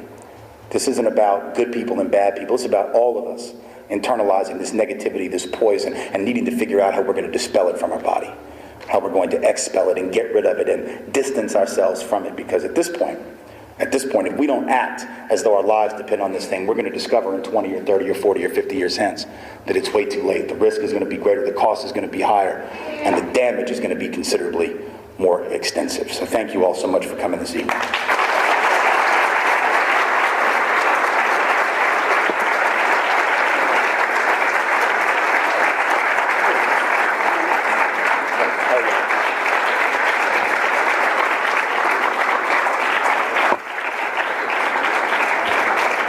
Good afternoon, everyone. My name is Maurice Hall. I'm a faculty member here at Villanova University. First, join me again in thanking our speaker for the night, Tim Wise.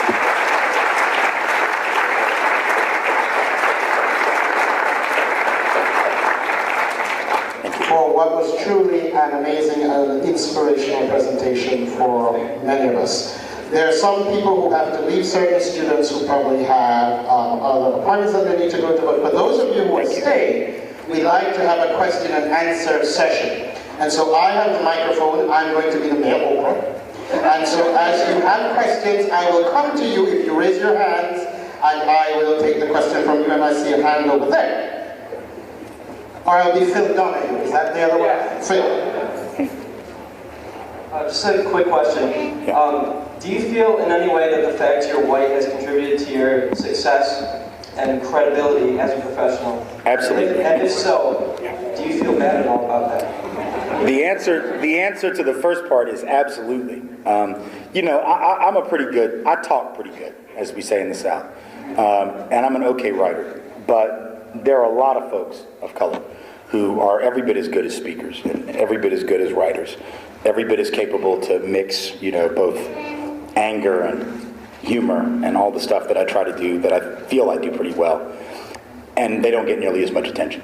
So I know that my presence on the stage, not only literally this stage, but figuratively the larger stage of public attention, is only partly about my talent. It's also about whiteness, and it's about being male. It also is because I got started when I was fairly young, so I was able to capitalize on that too. I was able to get out on the lecture circuit when I was 25, 26, when I was real close in age to the students, so that was like another selling point. There's like a lot of them, you know. And so there's no question. The issue about whether I feel bad about it, I feel mindful of it. And the difference between being mindful of it and feeling bad about it is that there isn't really anything that'll come positive out of feeling bad. It is what it is. As long as there's a system of racial privilege and gender privilege and inequality, anything I do in life, I will receive certain privilege in doing it. If I didn't do this and decided to open a restaurant or become a lawyer or anything else I could have done maybe, and at one point thought I might do the lawyer thing, I would have had privilege in that. So it seems to me it's about determining what I'm going to do with the privilege, not whether I'm going to have it. I'm going to have it until the system is fundamentally altered. So the only issue then is if I'm mindful enough about that to be accountable with it and to use it in a way that is accountable and use it in a way that has integrity. And that's a struggle and a challenge. I'm not going to say that I always do that right. Those of us who are white and do this work, whether it's in this generation or generations past as allies, have made tons of mistakes. I write about some of mine in my book, White Like Me, which is out there, my memoir. I talk about some of the huge mistakes I've made in the process of trying to do this work and the things I've learned from those mistakes. And I continue to make mistakes and continue to learn. But part of taking responsibility is being willing to do that and being willing to screw up and then get called on it by people of color and take the criticism and the feedback for what it is, which is a real gift. And so I don't feel bad about it, but I am mindful and I am cognizant of the fact that that happens. And every day I wake up and I try to do it better than I did the day before and the week before and the month before and the year before. And that means checking in with folks of color. A lot of folks of color look at my work before it gets published and give me feedback. White Like Me, I actually wrote 2 different versions of. And the first one, I hadn't really discussed this issue of accountability, and there were folks of color who called me out on it. And some white allies who said, you know, it's a good book, Tim, but you really should have had some stuff in here about this. And I said, you know, you're right. And I went back and I rewrote it. And I was lucky enough to have a publisher that would let me do that. But I went back and I said, I got to change some stuff in a second edition. We need to add some things because I dropped the ball on some stuff. And so to me, that was like, okay, I've got this privilege now. I got to use it. To use it, I've got to be able to listen to the criticism and to the feedback. And I try to do that. And sometimes I do it better than other times. But I think that's part of it is being open to that. So yeah. Next Thank question. you. We have another question over here. Cool. Yeah, how you doing, Tim? Good. My name is Ron Whitaker, graduate student from the University of Pennsylvania. And my question is, how do we engage in this dialogue outside of the classroom? And I'm coming from the context of specifically even talking to African Americans, because from my history, even African Americans do not want to engage in this conversation because they have the Lexus. I think that there's a lot of reasons why folks don't want to engage. There are a number of reasons why white folks don't want to, and there are a number of reasons why folks of color don't, when they don't. For white folks, I think the reason, and understanding these reasons is important to figuring out how to break through it. For white folks, from what I have seen, both from the research and also just anecdotally my own experience, white folks shut down because we're deathly afraid that we're going to say something stupid that sounds racist and we're going to get called out. Like, oh my God, I'm going to say the wrong thing, and they're going to think I'm racist, and I'm really not, and blah, blah, blah, blah. Right? That's one of the reasons. Another reason we shut down is because, frankly, there's a material stake that we have in maintaining things as they are. Now, we may not think about that consciously. I'm not saying that white folks walk around going, I'm going to keep my stuff and make more of it and lord it over people of color. I don't think there's that consciousness necessarily. There is for some people. But, at some level, I think that most white Americans do know more about this than we let on. I think we do understand the extent of inequity, because it's hard not to. Like, if you're a sentient sort of at all paying attention person, you can look around and see the disparity. So you have to maybe rationalize it to yourself. You might have to try to explain it away, but at some point you do see it. So I think there's an extent to which white folks shut down because they don't want to give up the advantage. And then there's the third reason why whites shut down, which is once you acknowledge the problem, that it's a real thing in society, and you're a good person, now you're on the hook. See, if you were a sociopath, you wouldn't care. That's the good news. Most of us are not sociopaths. The bad news about us not being sociopaths is that good people have a special psychological incentive to push badness away. I don't want to think about that, because if I acknowledge there's an injustice and that I actually benefit from it, then I have to do something as a good person. And that is scary. James Baldwin talked about it as the fear of being turned away from the welcome table of white society. My family, my friends, people will turn their back, they won't get it, so I shut down. For people of color, the fears are different. Sometimes it is indeed that if they've sort of made it at one level, they sort of have the ability to believe that they're past this issue. So, for example, after the election, Will Smith now, and I know I'm talking about someone from the area, but still, Will Smith made the comment, right, that he made this comment on Oprah, that what he liked about Obama was that, and these are his words, not mine, now all our excuses are gone. Now that's heavy, right? When a person of color said, now all our excuses are gone, now think about that. You know, that I mean, I guess when you make 20 mil of film, you know, it's easy to not really think about some stuff. I understand that, black, white, or otherwise. I get it, you know. But when you say excuses, it's almost like you're saying all that racism stuff was just stuff we said as an excuse to not work, which is horribly insulting, right, to the work that peoples of color have done. And I'm sure he didn't mean it to be insulting, but it's that, you know, that, wow, when you have, and then for him not to even really think about how he got where he is. And he's a really good actor.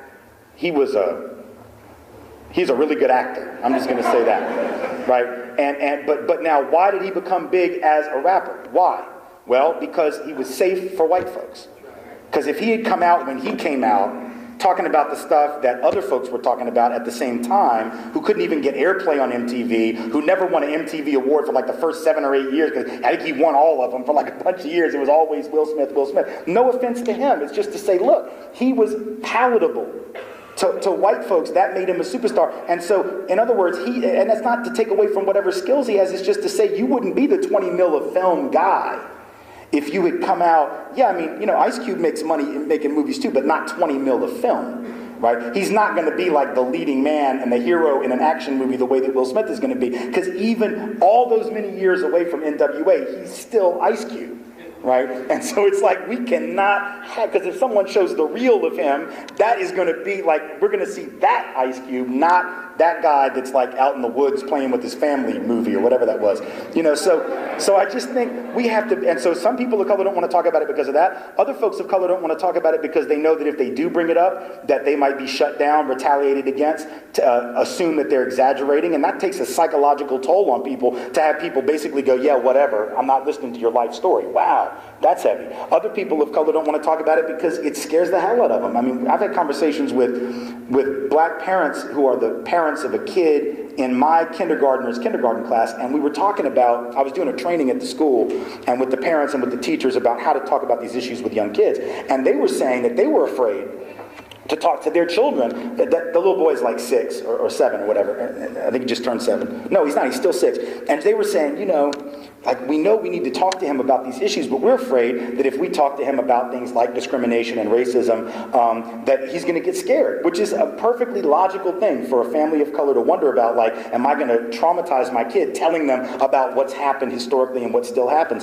And I said, I understand, that makes perfect sense. I can't really relate to that fear because it's different, right? But I absolutely understand, as someone who's Jewish, I understand that, to talk to little kids about the Holocaust, that's scary. I should say the Holocaust of European Jewry, because there have been many. Sometimes we take the term for ourselves and make it like we're the only ones, which is wrong. But the Holocaust of European Jewry is one that it was scary to me when I first learned about it. But there are ways to have the conversation. And what I told these parents was, we have to realize that to the young mind, the most important thing is not that they know what was done to their group. It's they need to know what their group did to fight back, to resist, to overcome. The resistance narrative, right, is more important than the victimization narrative. You got to tell about the victimization. You can't gloss over it, right? Especially when little kindergarten kids were already doing MLK celebrations and stuff. So they got to know he was fighting for something, and they got to sort of figure out what that was, and you got to tell them. But at some point, you also have to talk about not just King, but what did average everyday folks, whose names we might not remember, do to resist? Because then it takes that person of color from being the object of history, against whom stuff is done, to whom stuff is done, and makes them a subject of their history where they get to make choices and they have agency and they did things, and that way I don't have to be disempowered. For a white kid, there's a parallel conversation, which is a way to avoid guilt, because that's another thing that shut white folk down. White folks learn about, oh my God, I feel so terrible about what my people did. The only way that doesn't help anybody. That never liberated anybody from oppression and never changed the system, right? Again, guilt versus responsibility. But what white folks do need to hear is that there have been white folks all through history. Not enough, sure, but there have always been white folks who stood up as allies in solidarity with people of color, going back to the colonies, going back to the conquest of indigenous land, to the system of enslavement, to the theft of half of Mexico, to the internment of Japanese Americans, to the conquest and really the rape of the Philippines, which is what we did at the turn of the century. I mean, just the stuff that was done. There have always been white folks who said no. And if I'm a white kid, 7, 8 years old, and I learn about the no, as opposed to just the silent okay, then I realize I have choices to make. So we just have to really reorient our own conversation. I think the way we're going to break through that conversation is to talk about that resistance narrative, to talk about the ally narrative, so that white folks don't get bogged down. They realize, okay, I've got role models I can follow that are different from the ones that I was given. Right? And we just have to be willing to go first. So if we're going to lead one of those dialogues or conversations, we have to be willing to put our stuff out there if we're going to have anybody else do it. Nobody wants to go first. That's why I try to go first, and I try to get my stuff out there in my books and in my speeches. And then other folks, you can have your own conversations, and hopefully it's a model for how you can do that. You don't have to be afraid, you know. And like I told one of the other groups earlier, the irony of white and black folks and other people of color shutting down. White folks shut down, like I said, mostly because they're afraid of making a mistake and being thought of as racist. What's interesting is the research says that when white folks shut down and don't talk about race, even when it's obviously in the room, that's the very moment where people of color assume they are racist, right? So there's like an irony in that. White folks are, oh, I don't want to seem racist, so I won't say anything. And black and brown folks are like, see, that's why you're not saying anything. So it feeds a cycle, right? We have to be willing to take risks if we're going to break through that. Yes, next. There are about 6 people okay. lined up so far for questions. That's great. Hello, Mr. Wise. My name is Mitchell Nagby. I'm an undergrad here. You spoke a lot about the issues facing our society. I just would like to know, what do you think are some of the solutions or steps we can take to reach that awareness that you speak of? Well, I will tell you a few things, some of which I've alluded to. I mean, obviously, first, I think we have to take some personal inventory of where we're at on these issues and why, so that we can really check our own tendencies and our own scapegoating, stereotyping tendencies. That's white folks with regard to race. It's all folks with regard to gender, you know, particularly men, all men with regard to gender. It's all people who have some money with regard to class. So we all need to take some inventory of our own internalized bias. Beyond that, I think we need to start right where we are. So here we are in an institution. I know some of you have come over from other institutions as well, or you operate in multiple institutions, workplaces outside of this university. I think we need to take stock of the policies, the practices, and the procedures. Some of them are formal, some of them are informal, and determine which of those things furthers the goal of racial equity and inclusion and equity, and which of those detract from it. You know, here at the school, you have a beautiful mission statement, very colorful, just like all college mission statements. It's beautiful, it's poetic. But are we really operationalizing that? Is there really a policy in place, for example, to make sure that everything from recruitment and admission standards to hiring and tenuring and promotion standards to how curriculum gets chosen to what the qualifications are for staff positions to the way that community service is done? I talked about this earlier in the first group I met with today. I know there's a lot of service learning and community service here. What's the mentality that folks take to that work? Is it a charity mindset or a solidarity mindset? Because see, the charity mindset says we're going to go help these poor people. The solidarity mindset is we're going to go work with these individuals to change the social systems that created the situation they're in. Right? There's a very fundamentally, and on most service learning and community service work, though it's very good and very nice, often is not viewed that way. It's viewed as a one-way street. We've got something, you need it, we're going to do it, and we're going to feel good about it.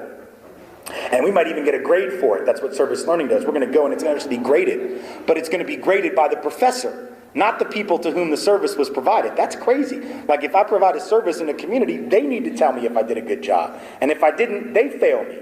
And if they say I did, then I get the A, right? But I mean, ultimately, it's like when I go down to build houses in New Orleans after Katrina, am I sitting there and learning from the elders in that community? Am I listening to the wisdom, the collective wisdom of the people who were there before I got there and who are going to be there after I leave about what they really need and what they're really about and what their community really needs most, both structurally and from us?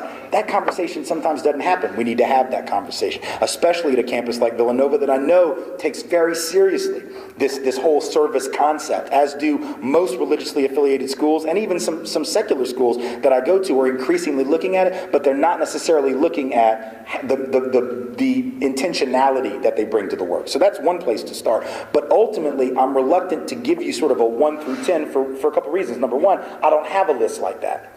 Number two, even if I did, you would be in no position to trust my list. Because the truth is, you know your community better.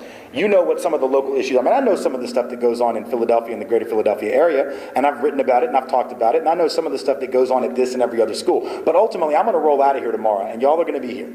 And you're going to have to figure out long term after I'm gone, because if I might have a 1 through 10 list, and if it's an awful list and my advice is bad, I'm not going to suffer for it. I'll just be out, and y'all will deal with it. So this is the kind of stuff you have to figure out in community. Solutions are found in collective struggle. And so I think right now, and if you really want to think about that, I think this is a very important anniversary. This month and this whole spring is the 50th anniversary of the sit-in movements in the South. Okay, so February 1, 1960, 4 young men, North Carolina A&T, walk into that Woolworths in Greensboro, and they sit down on those stools. They refuse to move. Within weeks, the sit-in struggle has spread to Nashville, my hometown, where I live now, where I was raised, all throughout the South, and even some non-Southern towns. So you have this, and then within a few months, the Student Nonviolent Coordinating Committee is formed after Ella Baker, longtime freedom fighter, calls this group of young people. Ella Baker had been doing the work for, at that point, like 20 years, maybe longer, 30 years. And she basically says to herself and to all of her colleagues in the struggle, SCLC, NAACP, basically says, I don't trust all of us old heads who've been doing this work for 3 decades to get it right. Because we're out of ideas. We need some fresh blood. We need to get these young people in here and have them think about it. She has no reason to think that they know what they're doing. But she says, we got to get y'all. She calls a meeting in North Carolina. These students come. And from that grows one of the most important organizations in the history of the freedom struggle in this country, made up of young people, the average age of the people in this room, right? Sometimes younger, who get together, and they would get in church basements for 8 hours with no air conditioning, right? And they had none of the benefits of the internet to spread ideas and to spread counter narratives and to link up electronically. They had 3 networks, and everything was slow, and it was just. But they got together. They did the grassroots, face-to-face stuff, and they would go into those church basements. They didn't have a plan when they went in, and Ella Baker didn't tell them what the plan was. And Dr. King and Abernathy and Shuttlesworth and all these folks, they didn't come around and say, here's what you do. They said, y'all get in there and you figure it out, and you smash heads together. And these young people came up with these plans. So I think that especially now with this 50th anniversary of the student movement being so prevalent in our country, this is the perfect time for us to have the same confidence and the same faith in young people. And I have that faith. I'm not trying to compare myself to Ella Baker at all, because I will never be 1/10 the freedom fighter that she was. But as an older person that's been in the struggle for a little while, I can look at it and say that I trust the young people in this room, and even the young people that I meet that are like high school and middle school age, to be able to sit down and say, okay, here's the problem, so maybe I can serve as a diagnostician. I can come in and say, here's one way to look at the problem or to conceptualize it, but ultimately you can't trust the expert from the outside to give you the answer, because there's too much at stake. It's one thing if you're getting a surgery, you want the surgeon to know all the answers. You want the doctor to both diagnose and operate, although usually the diagnostician is not the surgeon. Correct? The diagnostician tells you what's wrong, and then he turns it over, or she turns it over to the surgeon, and then he or she does the actual surgery. So we all have our own little areas of specialization. In this situation, unlike a medical situation, we all have got to be involved in coming up with these solutions. So a couple of those big picture items, looking at the way community service and service learning is done, looking at the policies, the practices, the procedures, and figuring out which ones further equity, which ones detract from them. The ones that further them, we strengthen. The ones that detract, we get rid of and replace with others. And that's the work that you all can begin to do right here at Villanova. Next question. How are you? My name is Sarah Clark. I am an undergraduate student here at Villanova LLC. Thank you, and I had a question about, you say that I just was listening to you, and my question got rephrased a little bit. You say that you think that we need to sit in rooms together and develop these ideas. However, my question to you is, you seem to be very open, and you said that you've spoken to many Black people or African American people, whatever you'd like to say, about issues of race. How did you find those Black people to talk to? How did you shape those conversations? Because right now I feel that there are many conversations going on within the Black community at Villanova. However, it's really hard to like bridge the gap between that community and the white community. Yeah. To say that being a member of a mainstream sorority here on campus and being Right. very active in a lot of the other programs at Villanova, and for me even, it's really difficult. And Right. speaking to other members of the Black community that are friends, roommates, whatever. Yeah. And we're all having the same problem where it's just like we feel this way and we like feel that other people like that the rest of Villanova has another feeling towards this, and we want to bridge the gap and we want to talk. Yeah. But there's that initial Right. and that makes it really difficult. Well, I think that ultimately the only way that this or any other school bridges that gap is you have to start from scratch and the ground up whenever the new academic year begins by sending a very clear signal at the outset that part of the gig, so to speak, of coming here and part of the gig of going through this institution and graduating and getting a degree and all that stuff, and really part of the gig of working here too for people who are here in a professional capacity, is dealing with these issues. It's not the only thing that you're going to do while you're here. You're here to get an education on a lot of different things, whatever subject you decide to focus on. Professors are here to both teach and to do research and do all kinds of other stuff. But I think that unless the school sends a very clear message, which it can do at the beginning of every year if it chooses to, and if the pressure is put on them to do so, to say, you know what, this is something we expect everyone to engage in, and we're going to create the opportunities to make that happen. We're not going to expect you to just get together on your own and do it. We're going to create the opportunities for that. We're going to start with that in the orientation process, just like we have orientation about a lot of things. I remember when I started college, we had orientation about all kinds of subjects. How to deal with your financial aid, how to deal with your schedule, not to drink too much, what to do when you go out. We even had like a date rape orientation, which is good, a very important one to talk about sexual assault and those kinds of things. We didn't talk about this stuff at all, right? It was almost like, well, we got to orient you for all this other stuff, but this will just leave hanging. And then, of course, stuff would happen, and we would have these absurd conflicts. And right now, you see that all over the country, where when schools don't deal with this as a first principle issue and really say, look, we're not saying everybody has to agree on everything.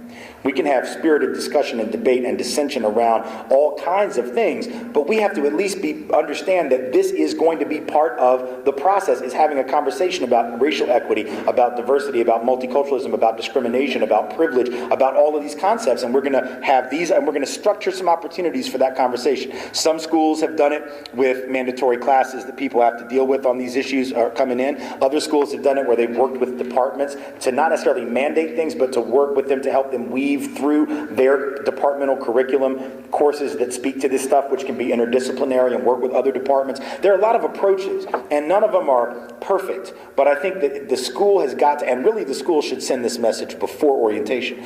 The school really needs to be sending this message when it's recruiting and when high school students are looking at the school. Like, it's important to make sure that if I'm a high school student thinking about coming to Villanova, that I know, like, okay, part of coming there is going to be, I got to be willing to sit down and really grapple with this. And if I'm not comfortable with that, or I don't think I can handle that, or I'm not ready for that, or I just don't value that, then maybe I don't come to Villanova, right? Maybe I've got really good test scores and grades, and I'm really qualified academically, but maybe it's not the place for me.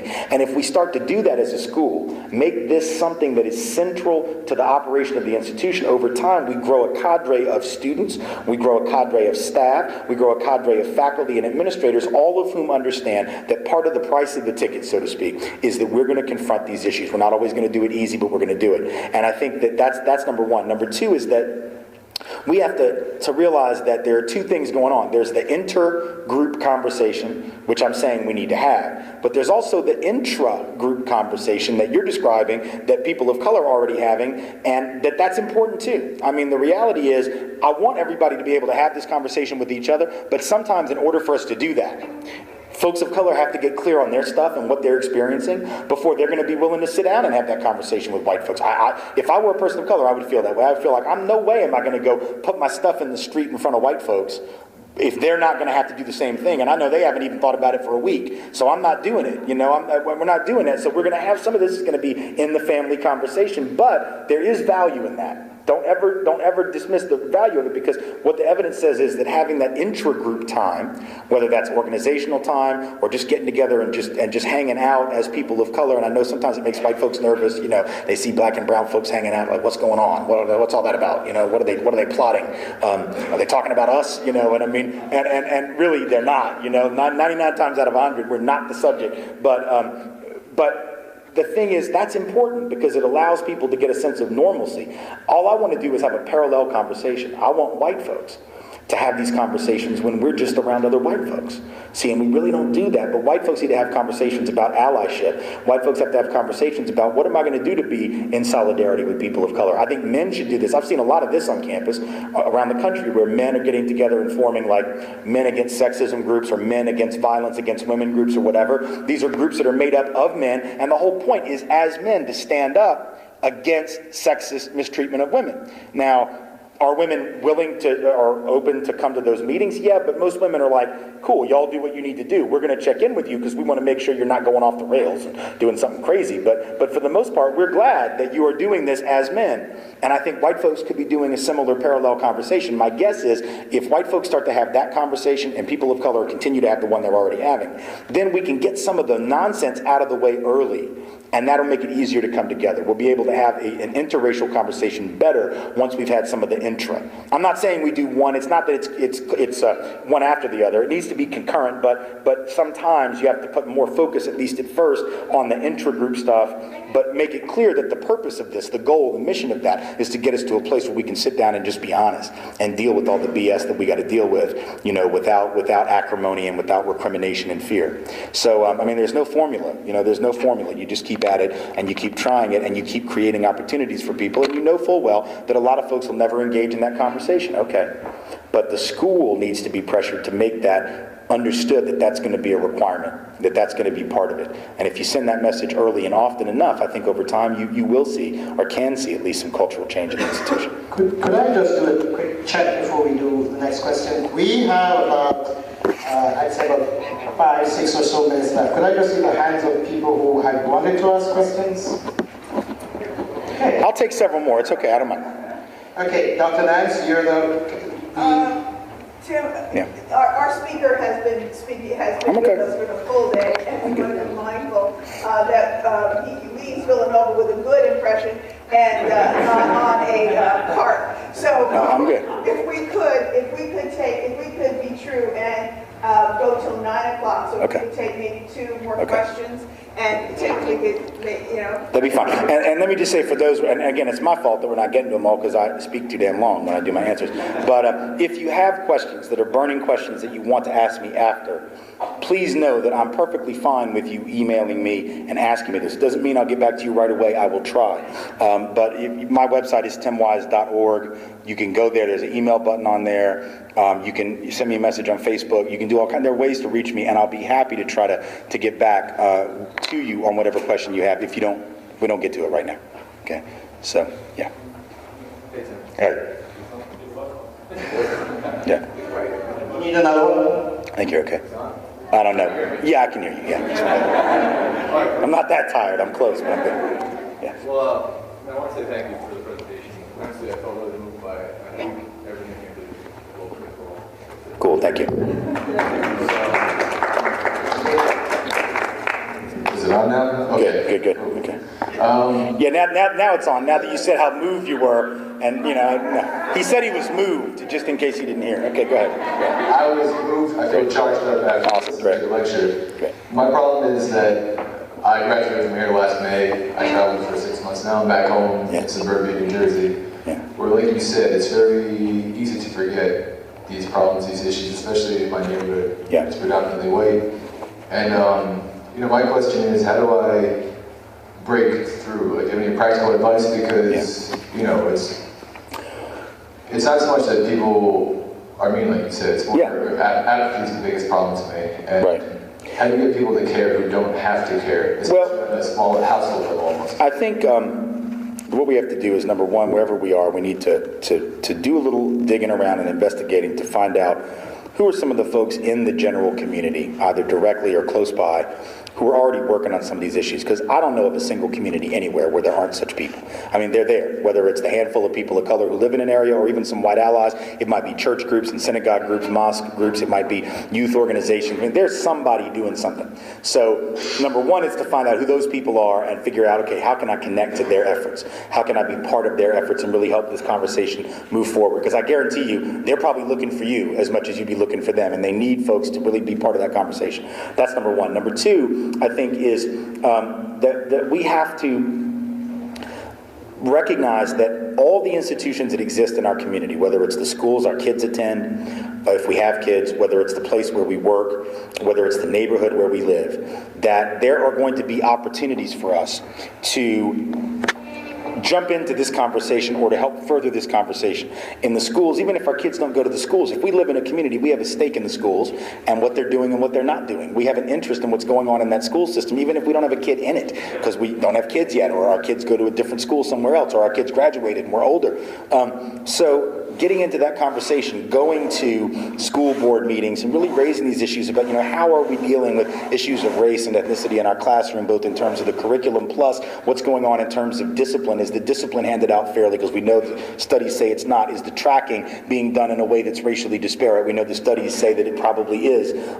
What's going on in terms of housing opportunity? There are usually organizations, particularly in some of the suburban areas that are mostly white, who are regularly doing like testing, right, doing auditing of housing opportunities. So they have people that go out and test and try to find out. They might have a white person and a black person, or a white person and an Asian or Latino person go out, look for an apartment or look for a house. You could get involved in some of those efforts, and they train them, to look similar and speak similar and have similar background characteristics, and then go out and test and see if there's unequal treatment. So there's just a whole lot of little roles like that. Or, you can start to really explore and examine the media in your community. What are some of the images that are being distributed on the local news, particularly because the evidence from the study says that local newscasts, particularly broadcasts, are the worst at sort of distributing racialized images that are negative. So you could be looking at that, exploring that. You could blog about that. You could contact the media, get people together about that, especially young people who I have found really have a lot of media savvy about looking and seeing some of these images and what's going on. You could do cultural audits in your community and report on your findings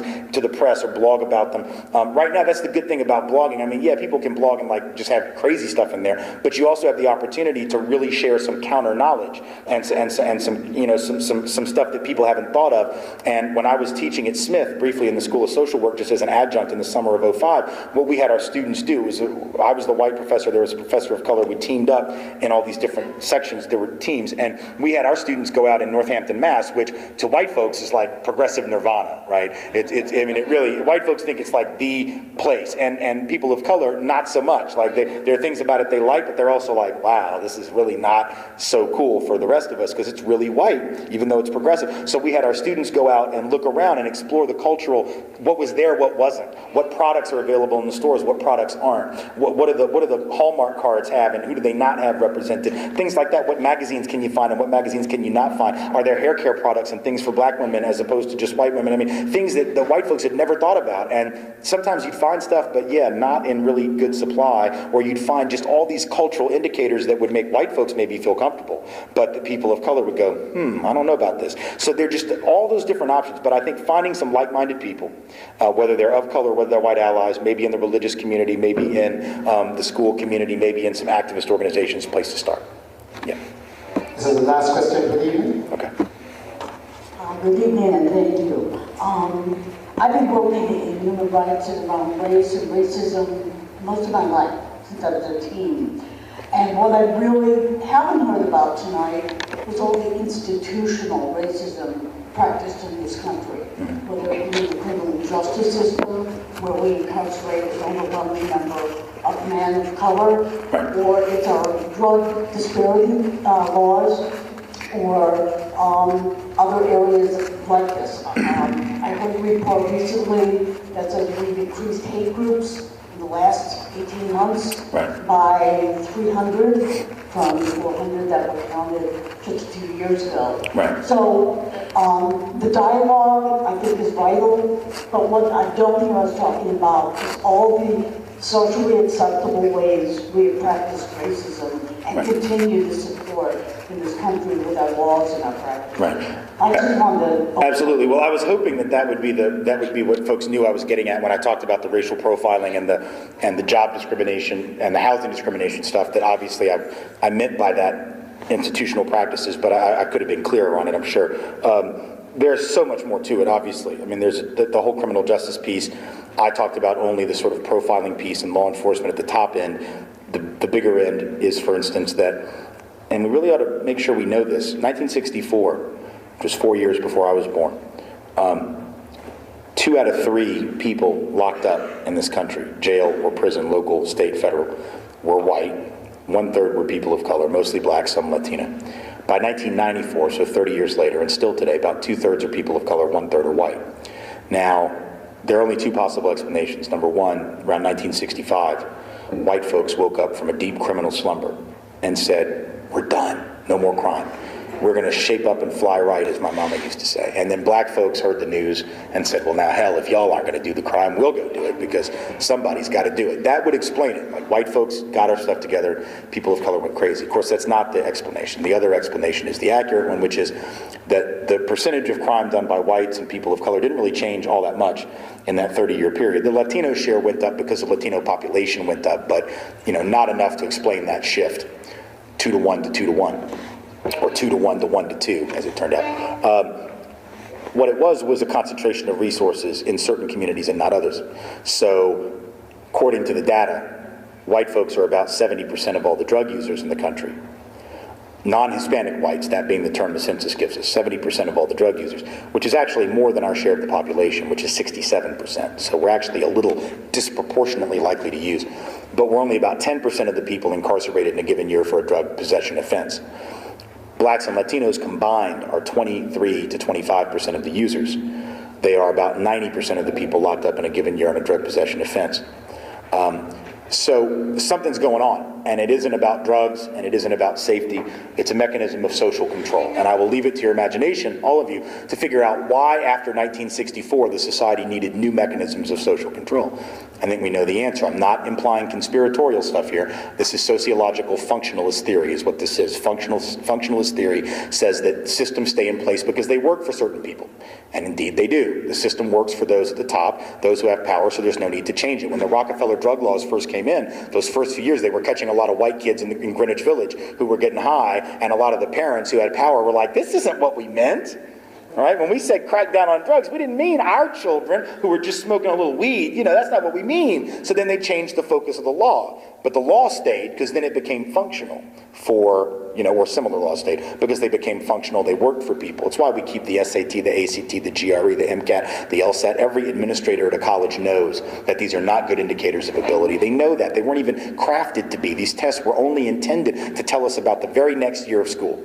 So the SAT at best can predict your freshman grades. It was never intended to predict anything else. And yet we have schools that use that as a primary selection criteria. Law schools know that the LSAT has no correlation to future legal success. It doesn't even have a correlation with law school graduation that's significant. It has no correlation with 3-year grades. It has correlation with the first-year grades after you've taken the test, and even then it's pretty weak. It's a pretty weak correlation. GRE doesn't tell you anything about anything. It's an absolutely pathetic test. Absolutely pathetic. The average correlation between the GRE score and your grades, your first year of grad school, is 9%. Right? I mean, it's just absolutely abysmal. Right? So, in any event, but why do we use them? It's institutional racism. It's not overt bigotry. It's institutional because it works for certain people. The people who benefited, the people who were the dominant group, it works for them. They had the best opportunities, so they're going to do best on the test. So is it bigotry? No. Is it overt hatred? No. But it is a form of institutional inequity. The Old Boys Network and jobs, same thing. Most jobs, white collar or blue collar, interestingly, are filled through networking and word of mouth. So that, and this is something to think about when we have a stimulus bill. And I write about this in my newest book that'll be out in 3 weeks, which is a critique of colorblindness, both at the level of public policy and at the level of private practice. One of the things about the stimulus bill that was horribly flawed was that there was no intentionality about making sure that any of that money was going to end up in the pockets of businesses owned by people of color. Not even an attempt. I realize the courts have limited how blatant and explicit you can be, but I mean, there was nothing. And so what happened is we throw a lot of money at construction companies to do infrastructure work, which is, I know it's important, and you got to get the money out there and stimulate the economy, but the construction industry has one of the worst records on race and gender equity of any industry in America. So when you throw billions of dollars at the construction firms that are a bunch of white guys, mostly, even if they're not bigots, women are not in their networks, and people of color, male or female, are not in their networks, so less than 1.5% of the stimulus money ended up going to companies owned by people of color. It's a record that is every bit as bad, if not worse, than prior administrations. Now, I'm not one who says that Obama has to do more for people of color, but he surely shouldn't be allowed to do less, right, than white presidents have done. And so we have to really understand some of the institutional inequity happens because we're just not paying attention. It's not even because we're deliberately hurting people. It's just we take our eyes off the ball. We just don't even get the way that this thing or that thing, this policy or that policy has this or that effect.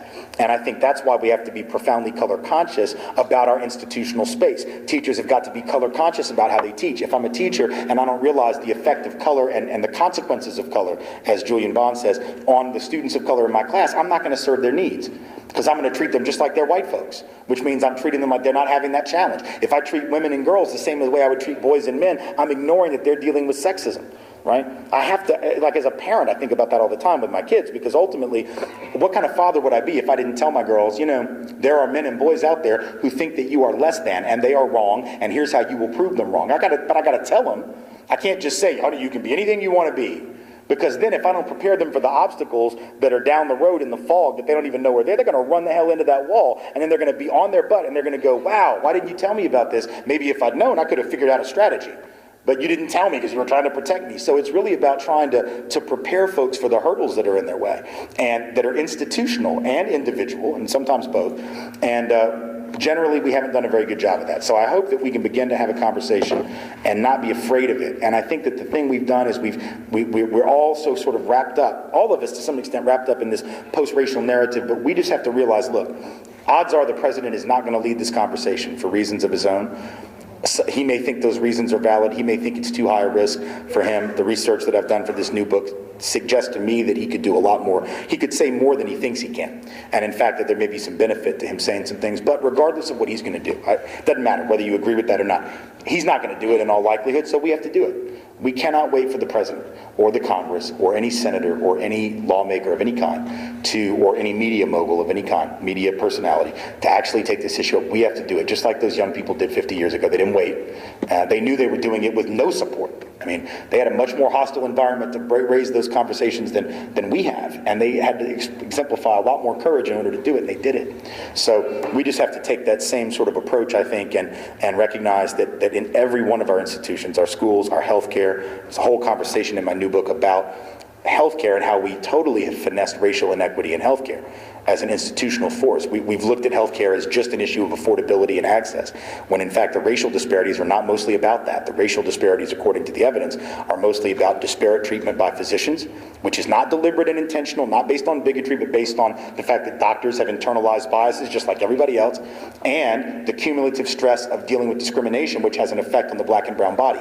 So that people of color, even who have insurance, good jobs, high occupational status, and good coverage, are nonetheless experiencing bodily so much additional stress that it is shortening their lifespan, that it is affecting them, that it is resulting in higher blood pressure, that it is resulting in higher release of stress hormones and cortisol and things that have a direct influence on everything from early infant mortality to preterm labor. I mean, all these things. 100 studies in the last decade demonstrate that racism itself is having the effect on some of that. But we haven't had that conversation. So here we've got healthcare reform, quote, or health insurance reform, quote unquote, that A, it isn't really universal, even as much as I think it's better than nothing, but horribly flawed and weak, and B, it does nothing about the racial disparity. We're going to have to push that now, because that is not even in the frame. Like, that conversation just wasn't even had. So we're going to have to bring it full circle and have that about all these different institutional structures. And I hope that we'll do that as we go forward and push politicians in both parties act, and then we'll respond. Right. Thank you all so much. Last,